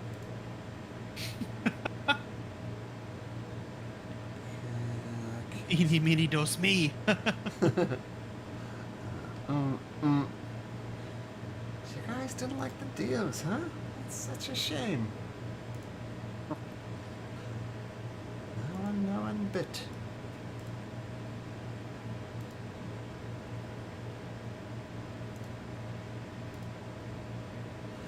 Oh, I Oh. have to pick up my guy in there. I'm sorry. Let me get him in there now. And Sure. get Kima. I was making sure I had everything else set up properly. Oh, where's that? And, oh my god, I shared an issue with my imp. That's awesome. That is awesome. Still not on the turn order though, Morpheus. Yeah, I'll end you and I Was got the you, but Selectio, Yeah, I was just saying, do it again. Okay. You know, with Alexio telling me to rage, would I have raged to start the initiative? everything all happens at once, so... Well, I'll say yes, you Okay. can rage as a bonus action before this all gets going, because tensions have been building. Okay. Well, I can especially make a if hearing the persuasion cries check of my if you want. cries of my wife and children. That's gonna really piss off Odinос really good. There we go. That set Felixio off after what you told him at the Tree of Thylea, and then they're mocking you. That's Okay.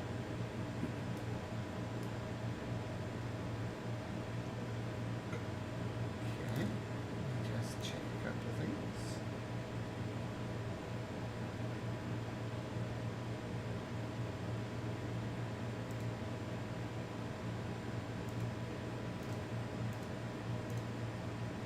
And remember, Odinaz, you have +1 to your AC while you have your temporary hit points. Okay, so that's just while I have temporary hit points. Yep, while you have the temporary hit points I gave you, you have +1 to your AC, and your move speed increases by 10. And then Daniel and Elris, it's just normal temporary hit points, no extra bonus.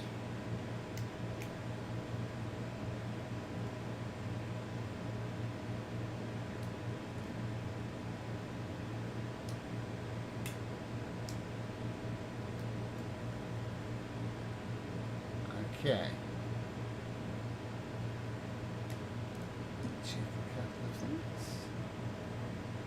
Oh, scared me for a minute. Everybody was like frozen still. I was like, did my internet cut out? Like right before combat? No.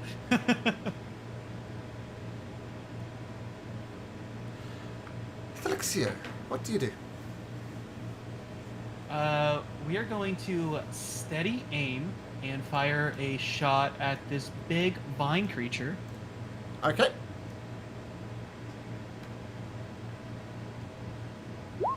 Fires across, hits into the creature. Okay.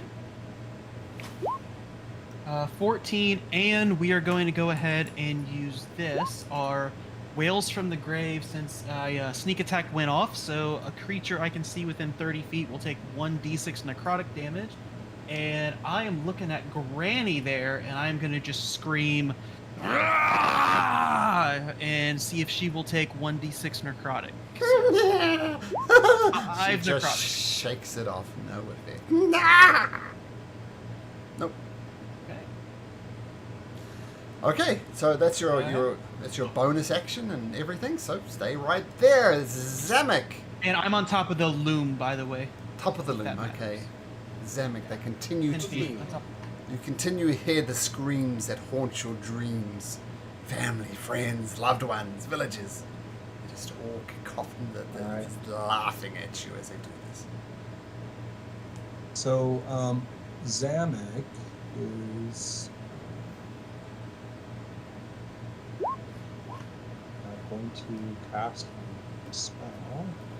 Mm-hmm. This one. Cast. Okay.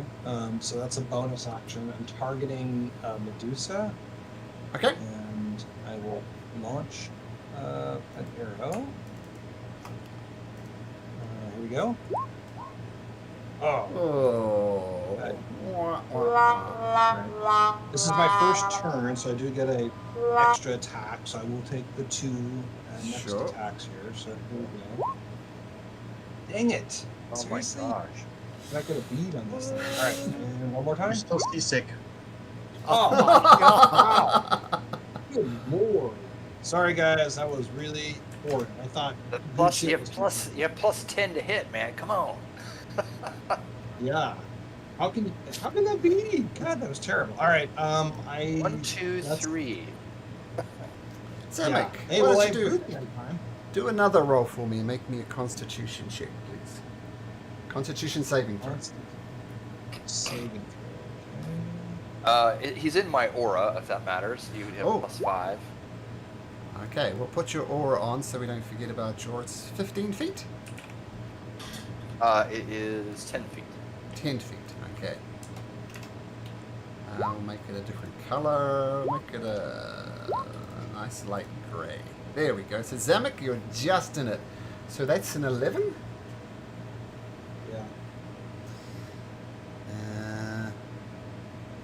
11 is not good enough. That's another 3 as well. As you're who are you trying to shoot? The who? The Medusa. This guy here. As she swings back and forth, easily avoiding your shot, she looks up into you and smiles, and you feel your body start to seize up. You are restrained. Okay. Not good. Nope. All right. That literally is all I can do. Okay, you can't move now.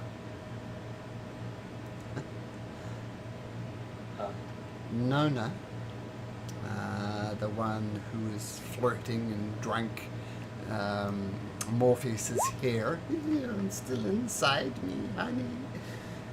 And Oh, no, Nona was the one that toyed with Odenos. Oh, his yeah. hair. Like combed his hair.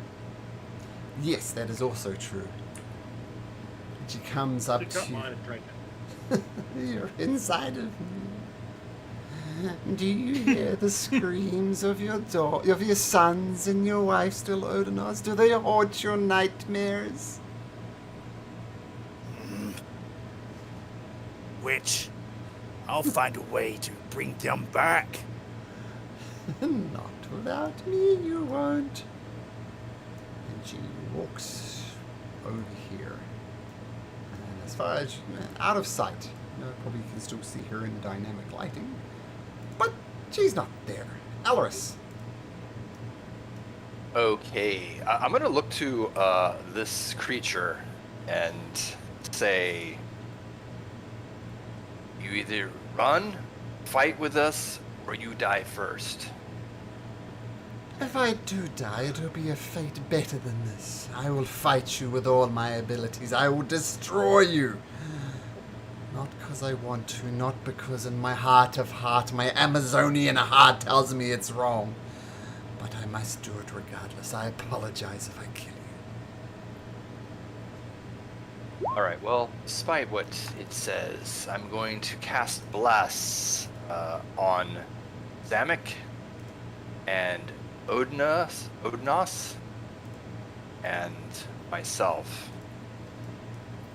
So Odenos yourself, and who was the third one?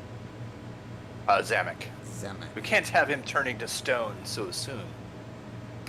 Okay, so that's my action. Okay. And I'm going to do my Hex Curse on this creature, which is just a bonus action. And what ability not- are you putting at disadvantage? Oh, is this, no, is this Hex? Oh, it's not. Curse? It's not. Oh, yeah. Yeah, it's Hex Curse. Not, yeah, no, it's just a Hexblade's I- curse. Yeah. Yeah, Hexblade's Curse. It does bonus damage and crits on a 19 or 20. Oh, I see. Okay, got it. And it doesn't require concentration, so you can definitely have both going up, including the bless. And for right now, I'm going to stay right there. So I'm bathing Zamek in my aura. You're in my aura, Zamek. As Zamek's That's what I body is seizing up. Okay, that's your turn, Alaris. This creature comes over to you, Odenos. It just stinks. It's like a walking mound of compost. And you see almost like the little fires inside of it as it's kind of just burning from within. and it comes up to you, just shambling over. And it reaches out with these rotted, twisting vines. Ah, poof. Oh, it's a double natural 1. That's not a good start. Comes at you again. This time it rolls a natural 20. Natural making the line. 20! While you are raging, so you take 22 damage reduced to 11 because of your rage. Alright. So So just just a- my temporary HP out. There goes your AC bonus as well. Okay, that's good to know. And because I like my rage button, I'm just going to press it again anyway, because you were raging. And these twisted vines wrap around your body. You are grappled, not restrained, so the only negative thing is your movement is 0. So,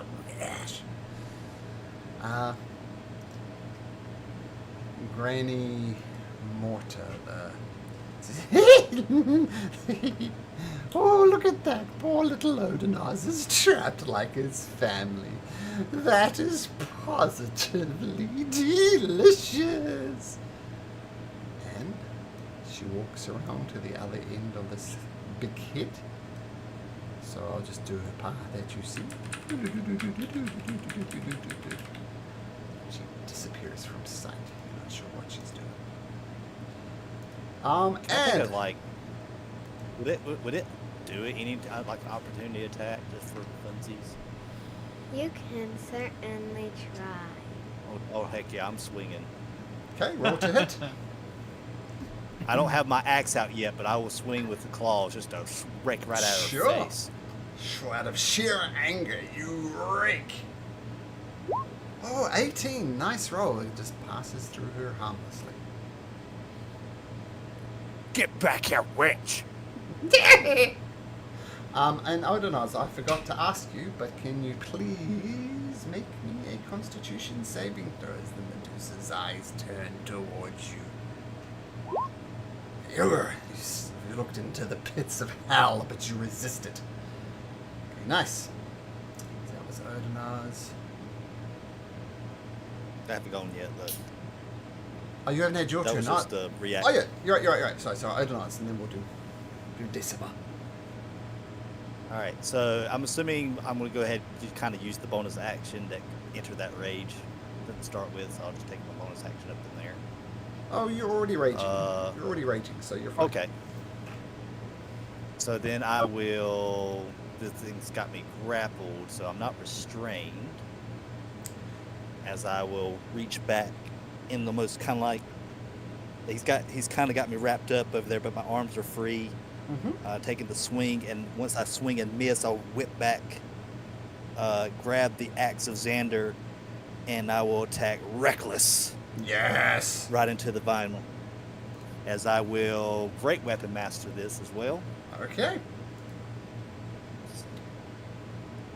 All the things. 17. 17 hits as the axe of Xander cleaves into this creature. And Actually, it was a 26, 21.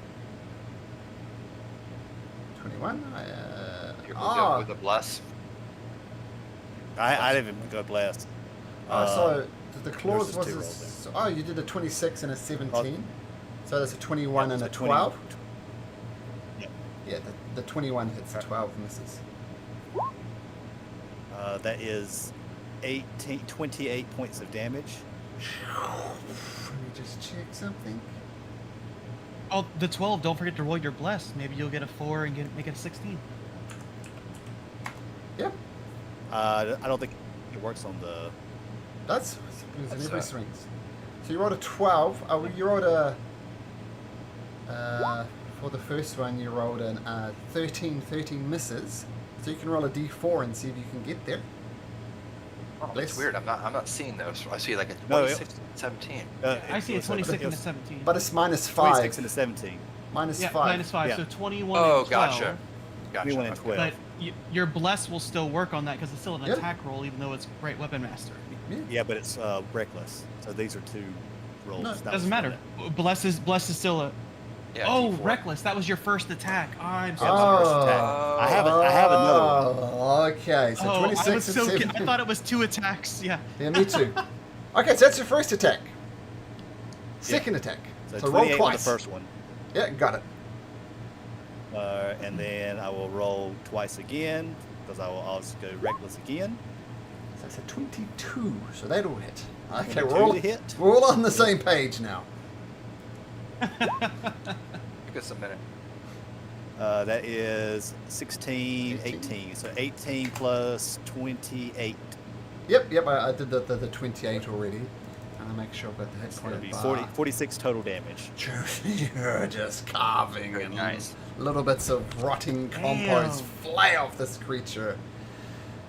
And you're still restrained, so you can't move. Any bonus actions? Bonus action. I will. Let's see. Is it 10 feet between there too? If I get it. No, it's just going to quite miss. I think.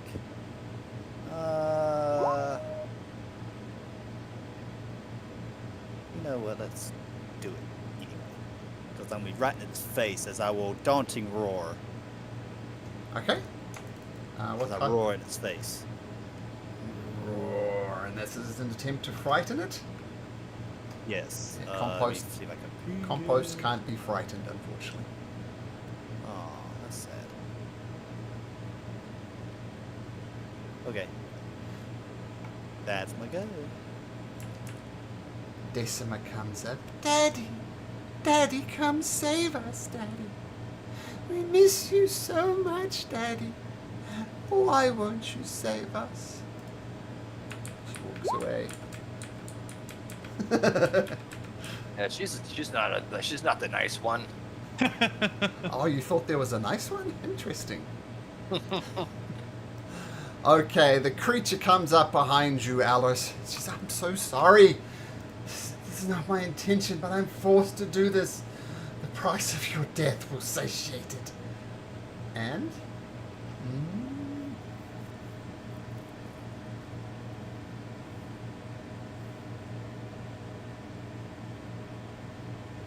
She reaches out and she says, I'm so sorry about this. And she places a gentle claw on your back. And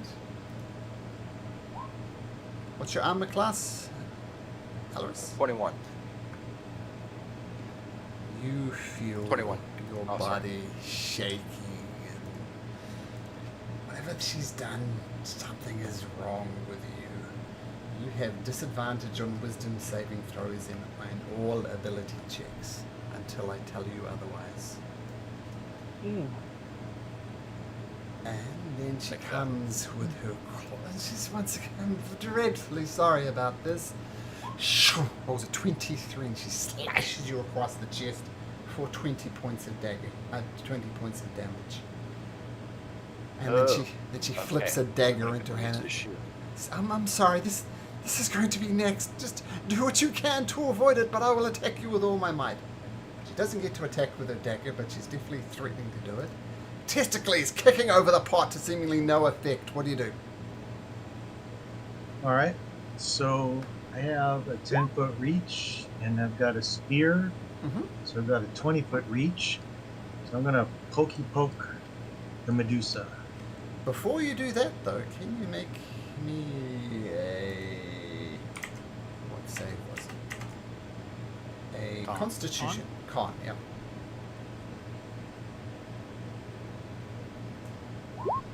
Rah, shake it off, as you were, Testicles. So you can reach from there, you're saying? Yeah. So my regular reach is 10 feet, and then the spear also has a reach of 10 feet. So I'm well within. Sure. Okay. So the spirit comes out and you go to stab the Medusa. She glares at you with her snake here going. And that hits. So 7 damage? 7 damage plus a 2d6 because she has not taken a turn yet. Okay. Okay, so another 6 points of damage. And then second attack. I get another monk attack. Ah, 12 misses. Swings and a miss. She dodges it easily. Then a third attack. Or my Third second attack. 25. Your third attack has to be unarmed, though, doesn't it?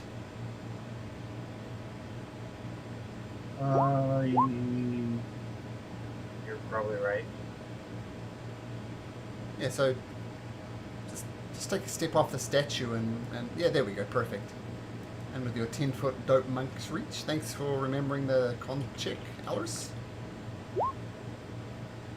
Elris didn't take damage though, so does she need the con check?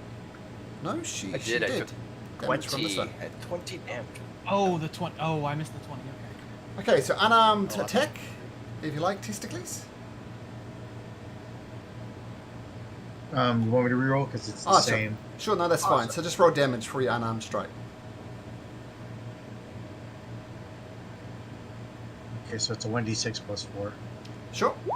So 6 points of damage as you punching the Medusa. Okay. And I'm gonna go ahead and spend a monk point for stunning strike. Okay, it's an important roll. So what's the DC? Let's see. It's I'm trying to find it now.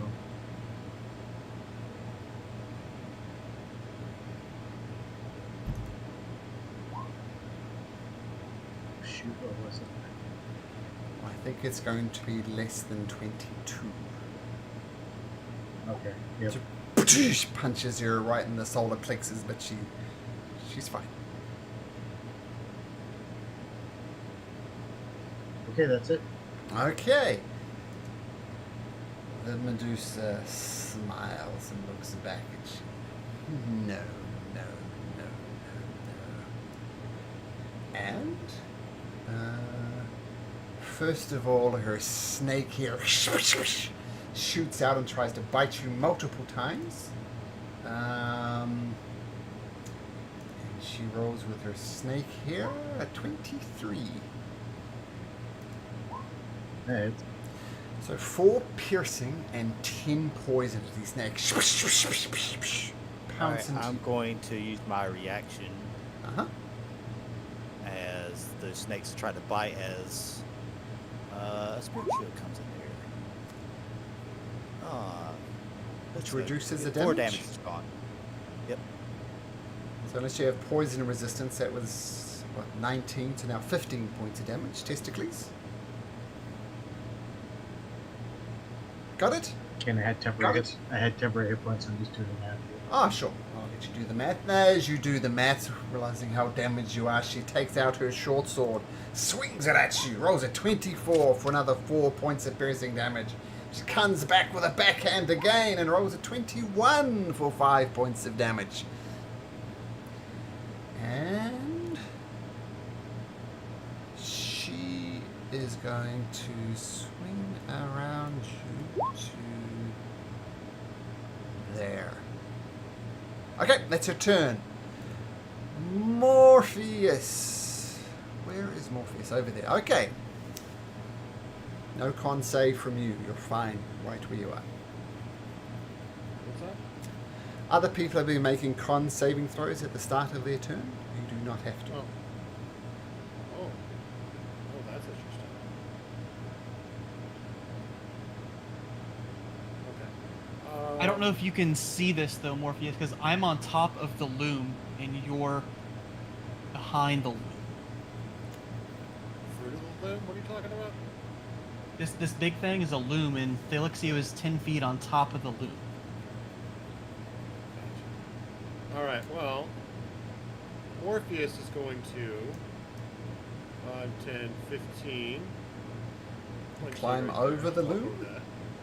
Yep. Okay, we'll just say you Can I go walk around the around loom it? because it will take extra movement. Okay. So yeah, okay. Oh, okay. Let me. Okay, back there then. Oh, 5, 10. That's fine. I want to go for 5.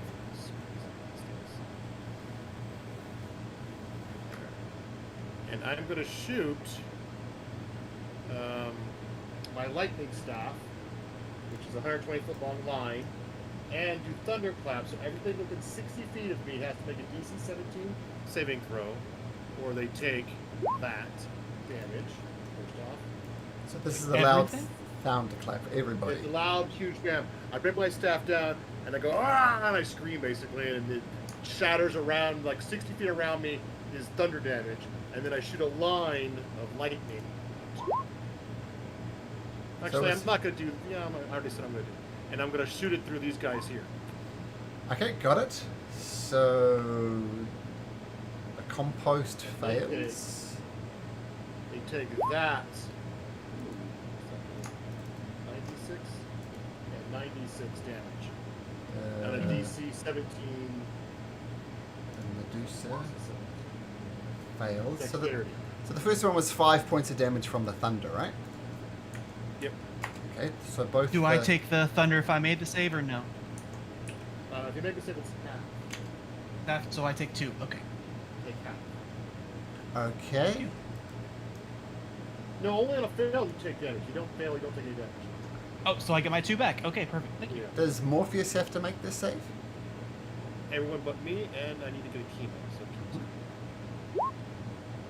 then when chemo fails, she takes 5. So Alris must have taken a non-zero. Oh, did you make your save, Alris? For what? Sorry. For the thunder. Oh, I did not. I didn't realize it was me too. Sorry, it was dexterity, Mm-hmm. and I get and it's disadvantage. That's No. just wisdom. Sorry, just. And I got plus. I don't know if That's a at D4 will 12. help, but I'm gonna do that. Oh, yeah, good So point. 15. Is that past Morpheus? 17. 17. Oh, that is not a pass. So you take 5 so points of sound. damage Okay. and make a con save. What are you doing, Morpheus? I'm trying to maximize damage. They must die! Okay, so you make a con save. And I forgot to do the apologetic Amazonian. Con save, you take 0. You take 0 damage if you do Ooh, the Oh, that's... Amazonian fails. It's dexterity. And dexterity for the 2 other monsters. Okay, got all the monsters, and you shoot so you slam your staff in, thunder reverberates around, and lightning, including Odinus. No, it would go through them. I measured it out. No, the Yeah. the thunder you said was 60 feet range, so that would make everybody have to make that save. Yeah, no, and the no. line goes through them. So But is not- it not con Odinus? save? No, it should miss. Okay, no, the angle's there. Right. It's gonna miss. Okay, so it's take 34 lightning damage, or on a save it's half, right? Yeah, on that one it's a half. So the It Medusa. goes through on this side of here like this. And gets both those. No, not the lightning. You said the thunder was a 60-foot range, so everybody, Yep. all allies would have to make that Yeah. save. Yep. Yeah, and then it's just those 2 guys for dexterity.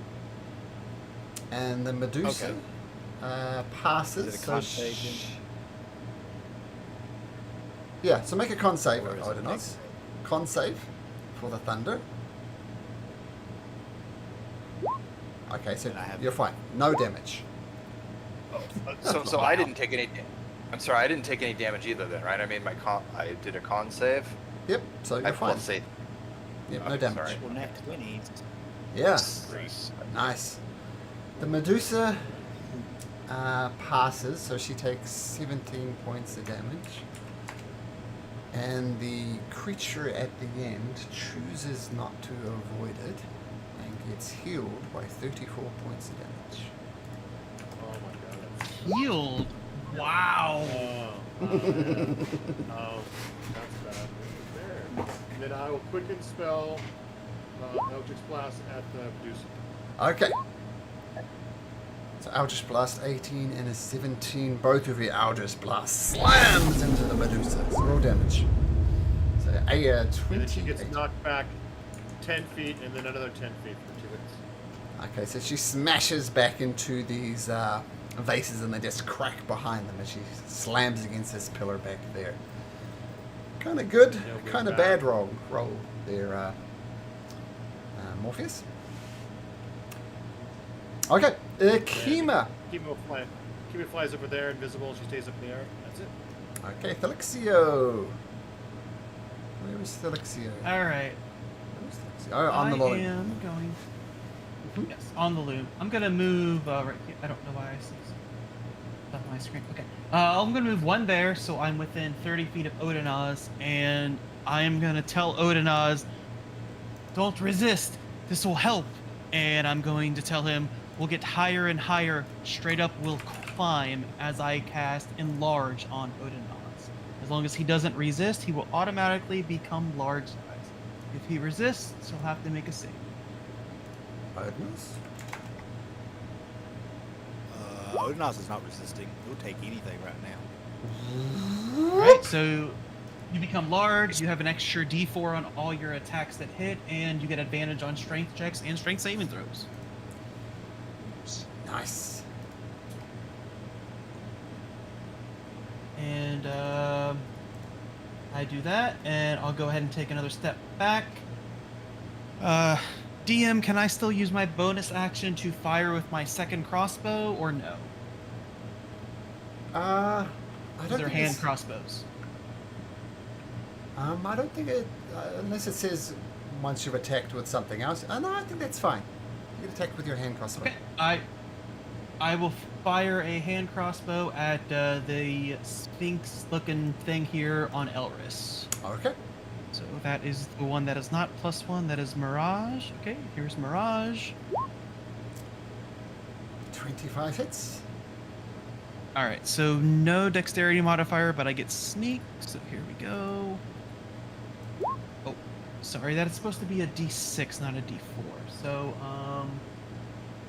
the sneak was 2 and 2, so 4 sneak, and let me redo that. That's a D6, not a D4. I rolled it as a dagger, my fault. +1, 7 damage. And as it slams into the head of this twisted creature, he turns around and says, Good, keep doing that. Keep doing that. Your turn, Felixio? That'll be my turn. Okay. Zamek. As you feel your body slowly start to seize up, Phil, I need you to make me another Constitution saving throw, please. And you get a +5 to this. You break free of the thing, but it happens at your end of your turn. So technically you're restrained for the remaining of this turn. So no movement, disadvantage on all your rolls.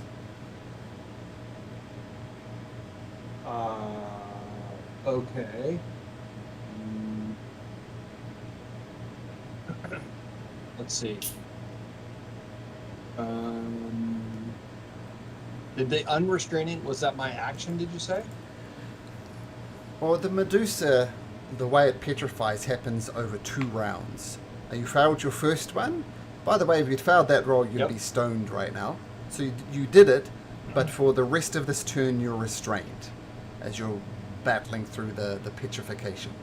So you can't move, Got and it. any attacks you have are at disadvantage. Okay, so question for you. If I use my Blessing the Raven Queen to Yeah. move, You can do that. would that put me in a spot where I could then do an attack? That Yeah. wouldn't be at a disadvantage. Your legs aren't working, but your magic is. So you Okay, can, okay. but your attacks, still, your attacks will still be at disadvantage though. Alright. I think based on that, I'm just going to stay where I'm at. Okay. It's a disadvantage, but I will go ahead and still try to shoot this creature here. I can see him. I'm Sure. assuming I can't see the Medusa. So, okay. So I will shoot. And I'm going to use my short bow Cupidity. Shh.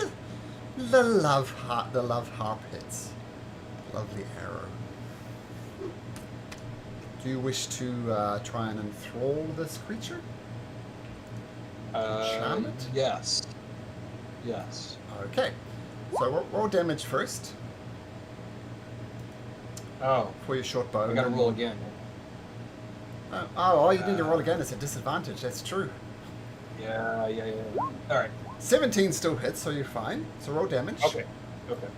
and then we'll see if it gets Yeah. bewitched by you. So 8 points of damage. And what's the save? Let's see. What is the save? Is a DC 14. This one. For the first time in your life, you realize, Compost realize what true friends are, and it is charmed by you. Nice. The compost is in love. Amazing. It's immune to lots of things, but it's not immune to the charm condition. So, yeah. Alright. So it's easier as a Um, trusted friend. I'm not sure what a compost friend would do, but it's friends. Yeah. Yeah. Can I pivot and shoot my next attack at this Sure. things? Sure. Okay. Alright, so I will try that. Ooh, it's You got- disadvantage, so you're not going to recover from that one. So just, You do have D4. I don't know if that'll make a difference, but you gotta yeah. you got a plus on ya. Well, one is a miss, is a Nope. miss, is a Okay. miss, is a miss. Alright. Yeah. I'll probably Uh, do this turn. Yep. Next turn.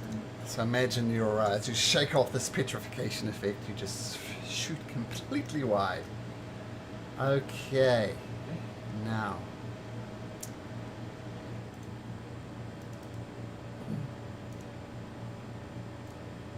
You see Nona poke her head around the corner.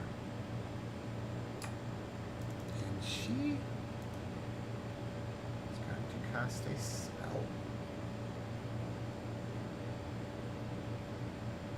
Oh, it's not a character sheet. Yes, and she points it at Odinaz. Such a weak little kitty, too pathetic to save his own family. Can you make me a con saving throw, please, Odinaz?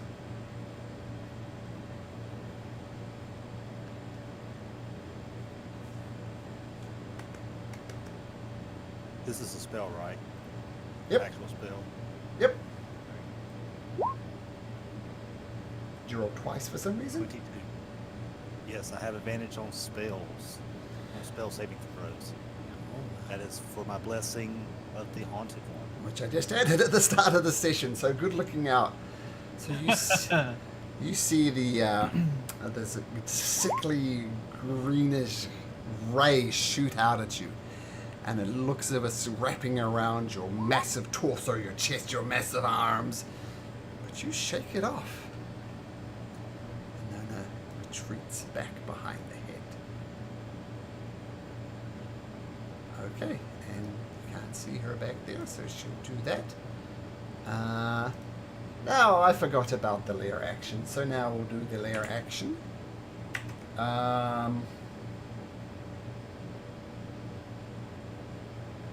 We'll say Odinaz again. You see pictures of your loved ones, your sons, your twin sons, your wife, and they look beautiful and look as if they're about to hug you, but then their face twists into horrible perversions of it. Can you make me a Constitution saving throw and at advantage once again? You see this is not real, Odinaz, and you shake it off. Alorus. Okay. I'm gonna turn to this creature. You chose unwisely. You'll die now. I did not choose at I'm going all. to Do your worst, but I will defend my best. That hits. certainly try. Okay. 11 points of damage. Good, good. Keep doing that. Oh, I'm glad that you like this. Let's do it again. Death is better than this perversion I have now. And you do it again, and she does take it once again. She takes another All 7 right, points. and then of I'm damage. gonna. All right, very good. And I'm gonna use the. Let's see. Let me double check here. I think the shield. I haven't used it. It's a bonus action. Back here. Ah, no, I do have a charge. I'm gonna use the shield Vulcan to cast Thunder Wave. Okay. So DC 15. Con save. She rolls an 18. All right, so she just takes 5 and doesn't move. Okay, 5 points of damage. Okay, got it. And I will stay right there. Yeah, I'll stay right there. And don't forget, from now on, you have a wolf head in the shield, don't you? It only lasts for 5 rounds, so I have to put it in. It takes an action to put one in. Oh, I think. Okay.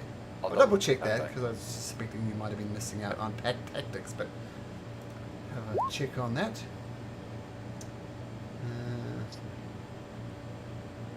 It takes an action to activate it. It lasts for 5 rounds. Okay, good to know. Yep. The compost heap sees you, Odinaz, and it's being refreshed from whatever the hell Morpheus did. And it's going to attack you twice with advantage. Quick question, DM. Mm-hmm. When I enlarged Odinos because he was grappled, would that have broke the grapple or made an extra grapple check? I'll say it breaks the grapple. The vines twist and snap off. And now, at advantage, massive tree trunk emerges from the center at advantage. Badoosh. Rolls a 22, which I assume hits. You take 12 bludgeoning damage, reduced to 6 because of your rage. And a second slam attack at advantage. Oops. 23 for 9 bludgeoning, reduced to 4.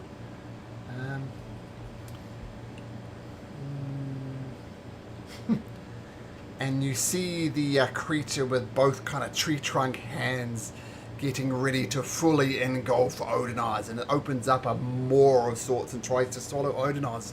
But Odinaz is just too big. You avoid the engulfed condition because you can only engulf medium or smaller creatures. So it is nice. But you're still grappled though. You're grappled. But you're not engulfed, and trust me, you do not want to be engulfed, so that was good. Okay, at the end of its turn, Granny Mortar appears from the corner. And she says, whoops, she says,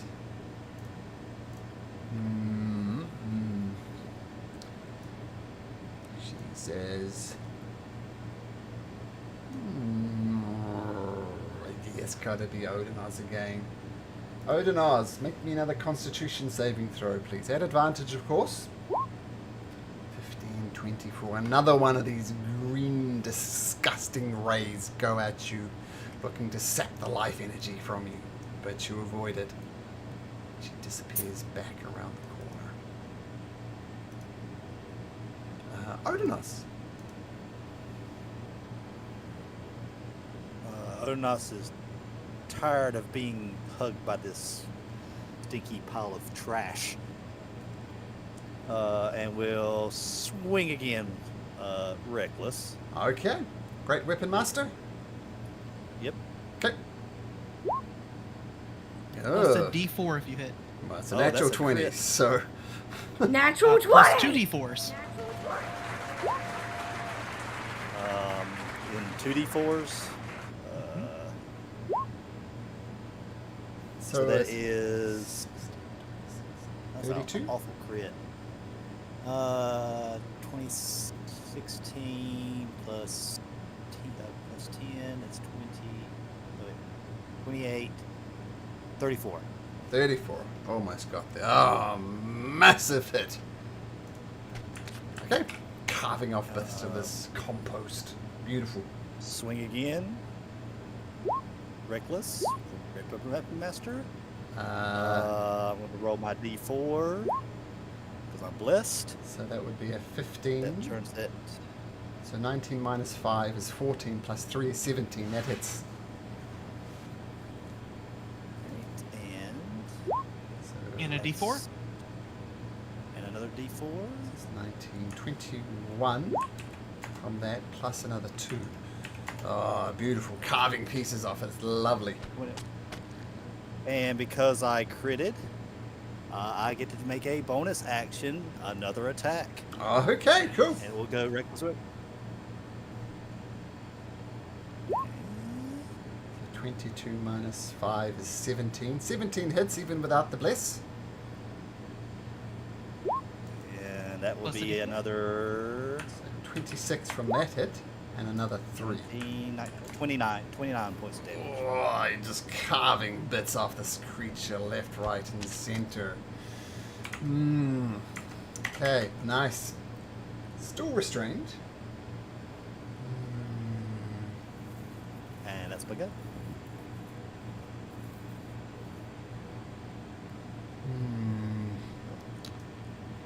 Well, that's about 80 points of damage in that round. That's nice. That was crazy. We were wise to team up on you, Odnos, in the friendly fire. Yeah, I know. I was like, dang it. Why me? Yeah, 1-on-1, it would not be a fair fight. Decima pokes her head around the corner. She says, oh no, we just can't be having with this. And she flings 2 magic missiles at Thelixio and 2 at Alris.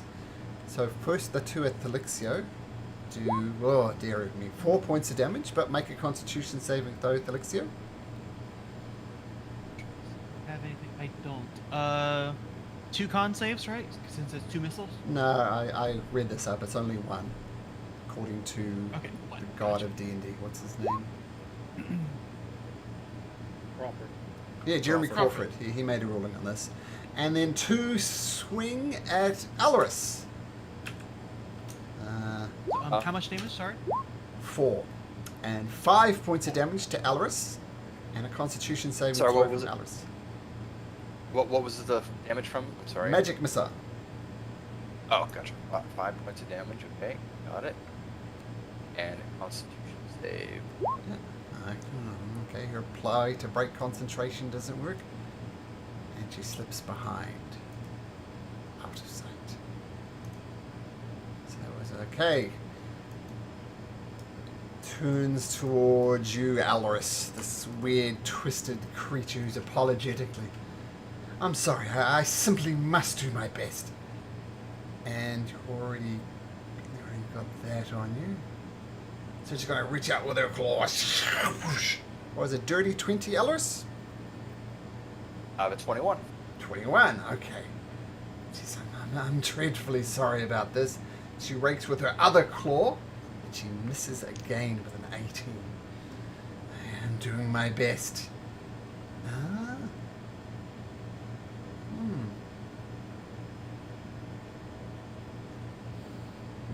I should have done something different.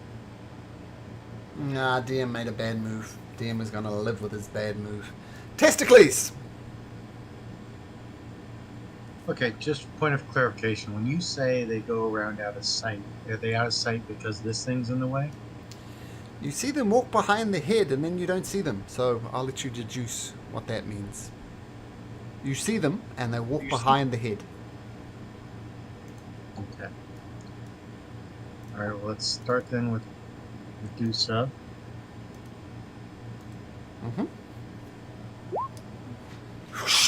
Miss with your first attack. Oh, Miss with your second attack. And before I forget, make me a constitution saving throw.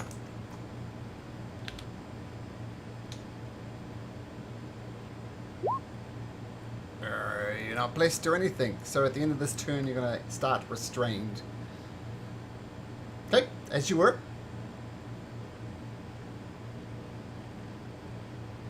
That's it for now. No, well, you definitely got a bonus action unarmed strike, regardless, right? Don't I have to hit for that? No, don't think Wait, so. wait, use an attack action.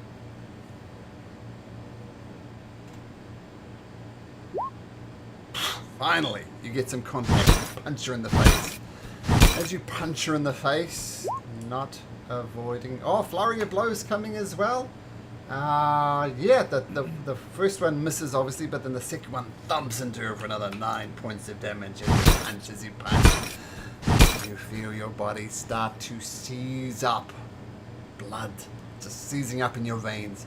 You are restrained. And then the Medusa, who notices you're restrained. And because you're restrained, she gets advantage on all these attacks. She starts with a venomous snake here. Ooh, rolling a natural 20. You take... well, let's work it out. You take 6 piercing and 26 poison. I'm gonna reduce that by 3. So 6 plus 26 minus 3. There we go. 29 points of damage. Then she swings at you with her short sword. At advantage. What was this? 17 testicles?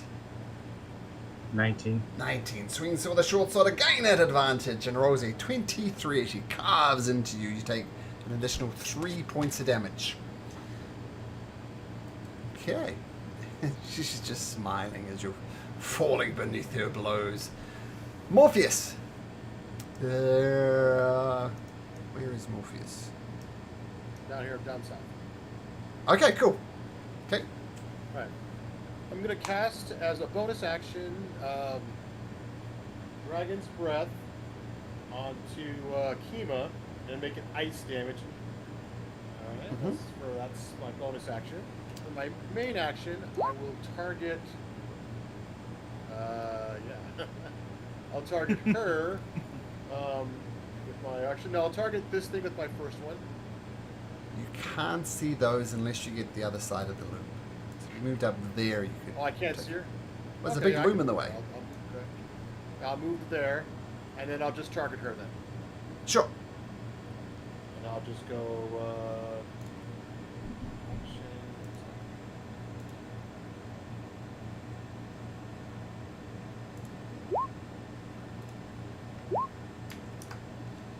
There we go. I should have that proper lighting now. Okay. 2 Eldritch Blasts. Both of them thump into her. She takes 21 points of damage. And if you knock her back, she's just going to slam into that post again. Does she get extra damage because she slammed into the post twice? No, that's just flavor. Tried. Alright. I'll move to there. And then Akima's turn, she'll breathe ice from the above on top of her. Where is Akima? Oh, okay, on that person. Okay, cool. So, is it a save or Yeah, it's a save of DC 16 Dex. Dex 16 throws an 18? So, half damage? Yeah, 4. 4 damage. Okay, got it. Nice. Fly over to here. Okay, no longer. No, still invisible. Still invisible. Yep. Thelixio. Right there, she's gonna move down. Okay, I'm going to move right there. Sorry, this dynamic lighting is screwing things up. I'm just going to remove it. I was trying to be too clever. Yeah, I was gonna say, I was like, something happened because all of a sudden half my vision went away. Thank you. All right, I think I measured it right. I need to move to 5, 10. I think I need to move one more. Sure here. Yes. Yes. Okay. So I'm going to go ahead and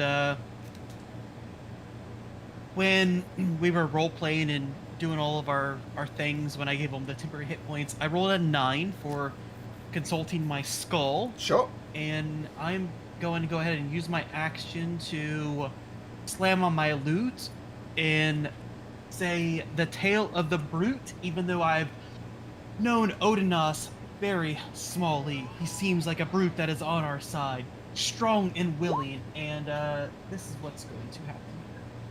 So basically the Sphinx-looking thing, the giant compost, and Medusa all need to do a strength save, please.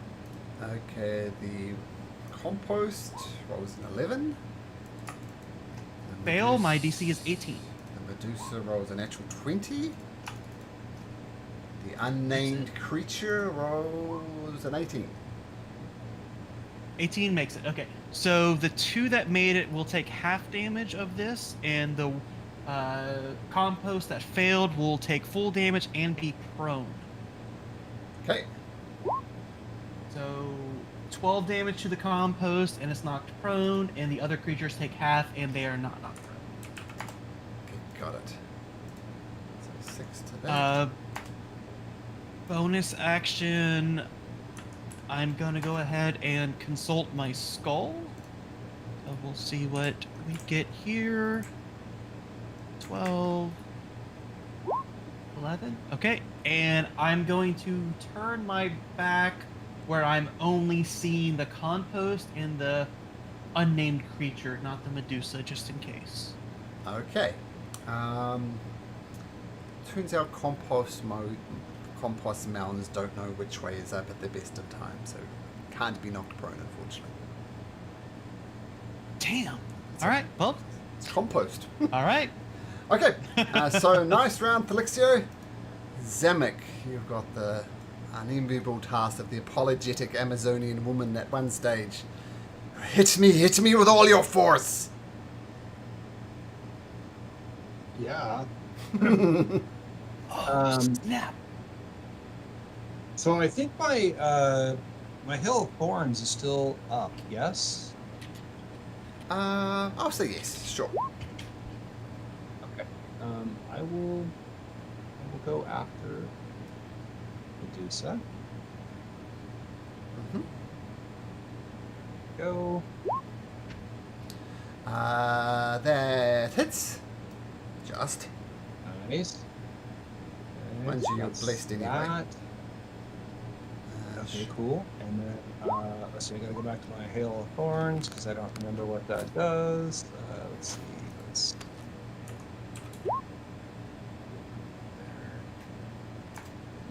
okay, and then, let's see. So this is a...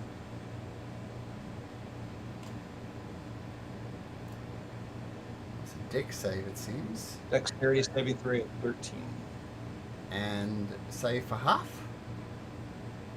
Yes, yep.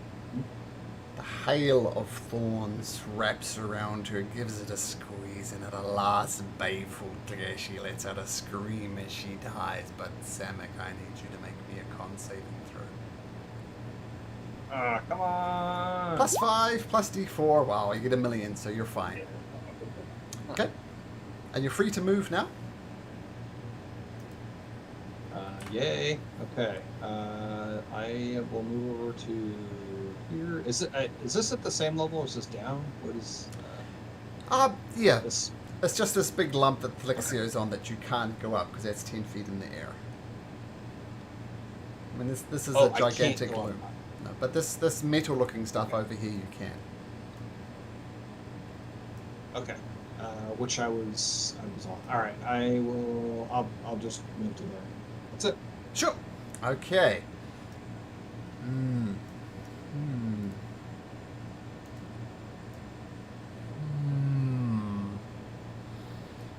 Try it one more time.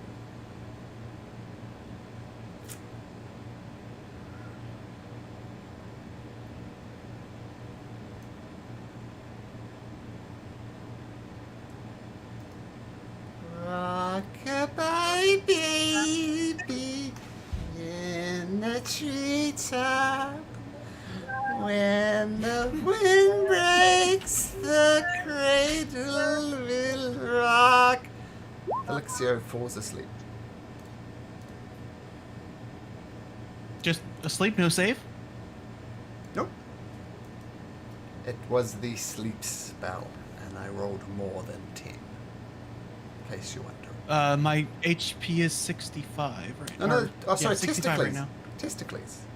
Okay. Oh, Testicles. Wait a minute. Is that considered being charmed? Don't think so, but let's check. Nah, sleep is sleep. Here's a description of sleep, which is what she's casting. I think sleep might be a charm. Undead and creatures immune to being charmed aren't affected by the spell. Rock-a-bye, baby. Testicles, you're. Okay, well, it doesn't work anyway because why? Because you're immune to being charmed. Are you immune to being charmed, Testicles? No, just the stillness of mind. Wait, but Oh, it says stillness as of an mind. action though, so it's not your turn. Right. Yep. Oh, okay. So you still go to So sleep, yeah, you guys like. but you can wake up next turn. One effect. Okay. Sleep. Okay, cool. Okay, stillness of mind. So you'll recover from that pretty quickly. Once again, she disappears beneath the thing, and Zamek. You hear the screams of you see family and friends appear around you as ghostly images. Say, Zamek, we miss you. We love you. And then they start screaming and writhing in pain. Can you please make me a con saving throw,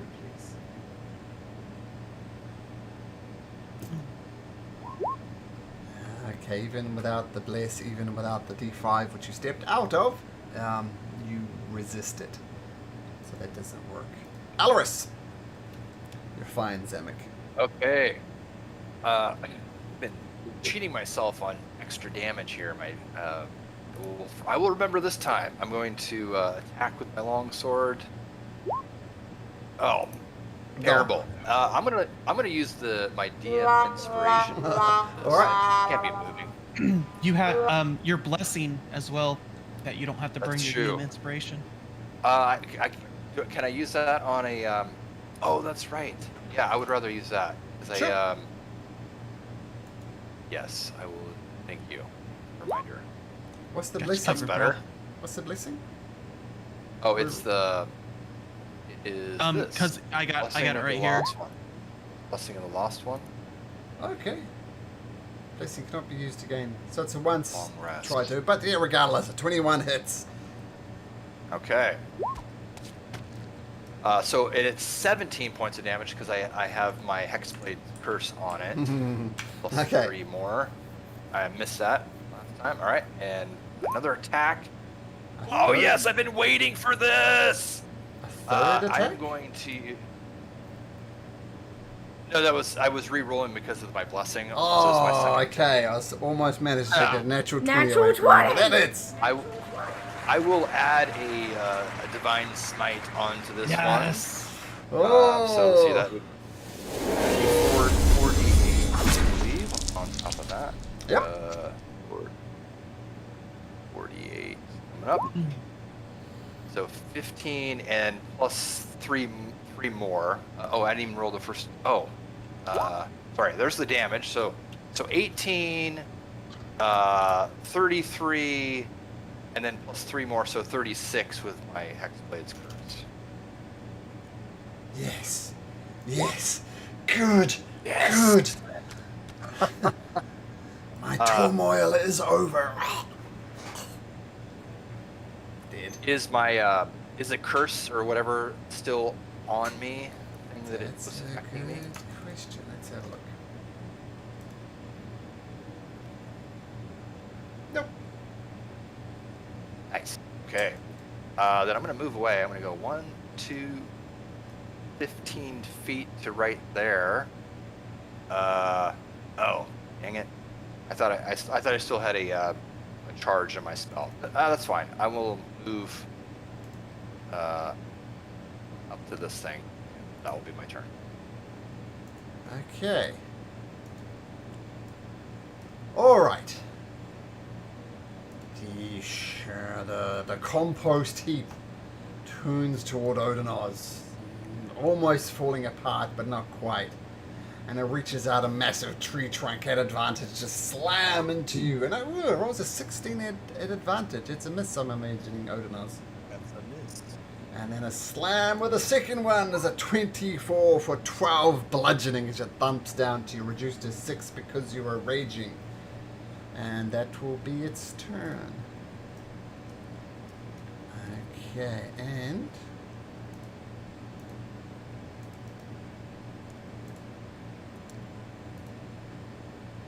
Rainy Mortar comes all the way around here.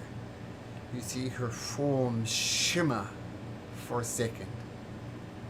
And she... not quite there. And she says, "You fools. You can't defeat us. It is literally impossible. And because you were so rude to our polite request, we're going to haunt you and you will go mad." Odonos.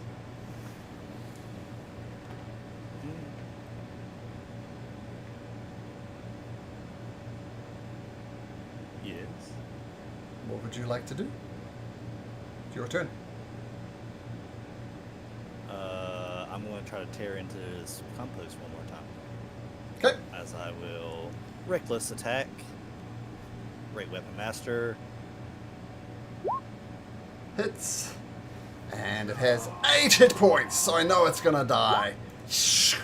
British. 16, 8, 20, yeah. 20, 18. Yeah, 18. And then I'm going to dart. Don't even care if I can't hit or not.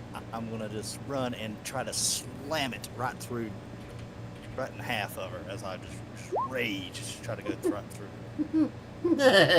Reckless. Swoosh.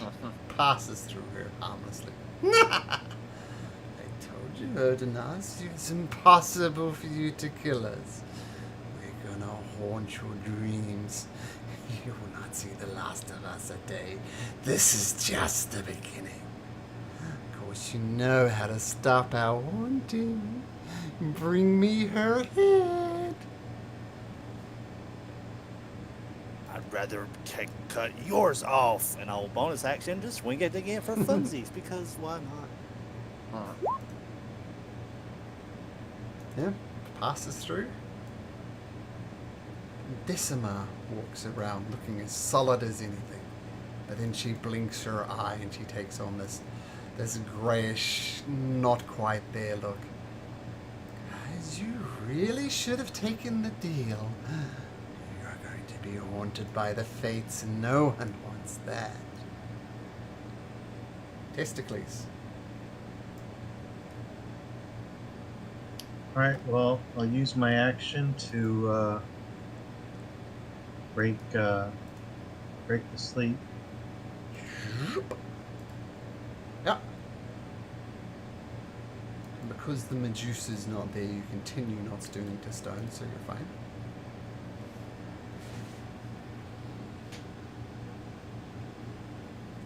Is that your turn?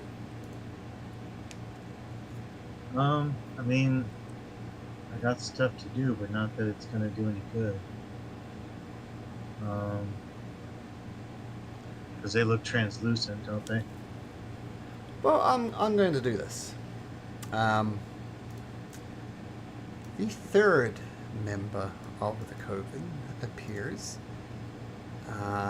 takes on us, blinks her eyes, and then turns into the shimmering grey form once again. You can rage, you can cast spells, you can do all sorts of things. But having a look at your character sheet, I don't think there's anything you can do. So I'm going to break out of initiative order. I am going to... One last chance. You all know whose head we want. Bring us the head and we won't haunt you anymore. This will literally drive you mad. Who's going to bring me Vercy's head? You will not have my mistress's head. You'll bring it to me yourself, Elixir, in time. And all information, all knowledge, all tricks we have, well, that information will remain with ourselves. The prophecy is doomed. Thylia is doomed, all because you couldn't do the simplest of tasks for us. Consider that you will fail again and again and again.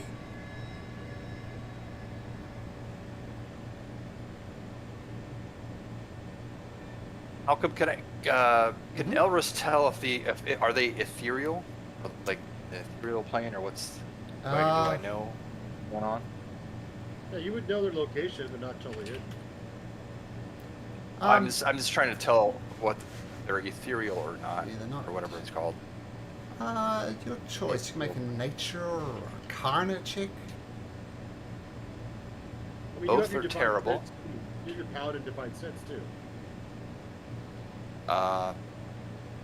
Well, these were the fiends I you will were try. looking for. Firstly, these are the fiends you were looking for from. Yeah, I'm just trying to tell if how they're I don't know. Yeah, you're not I don't sure. know. But I did see them. They were what do you call it? Material. They kind of transformed, right? Yeah, it's like they're in the Upside Down. If you remember that from Stranger Things. Yeah. That sort of look. Well, I'd like to try something. Sure. Granny Morta. Yes. Let us touch you. Actually, I'm going to try to use command, but it's got to be one word. Interesting. It's going to be this way. Say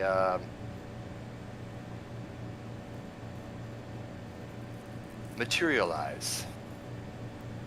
Oh.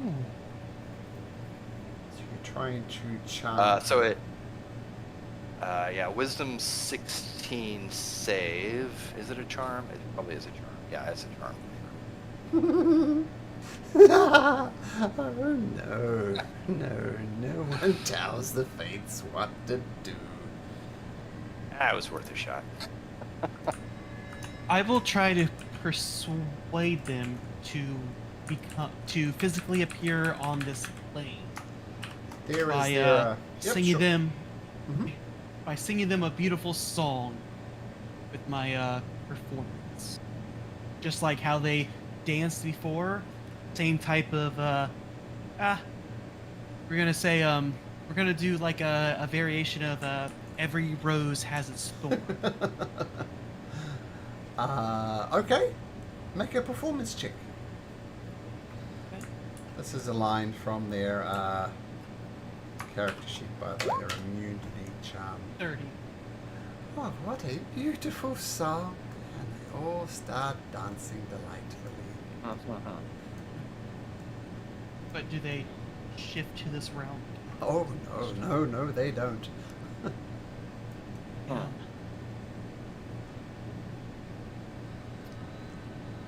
Be seeing I'm sorry, friends, but it seems like this is where we leave. Can we do anything to them? Come, let us go. Nothing here but death, lies, and more death. you. See you soon. Well, we could ransack their little home before we leave, but that's just me. They're terrible. Oh, yeah, you know, I'm know? going to. Yes, no. I was I like thinking to this, Odin and I now. forgot. Smash! No, I'm going to. Light on fire with produce flame. The weed. To catch it on fire. I'm gonna fly away from it before you do that. That is an And excellent then control idea, flame Tim. on it. I love that idea. Let's see how that works out next week. Because I know it's late for some people. Oh, So we'll see. I thought maybe they had no ideas, but Daniel's come up with an idea.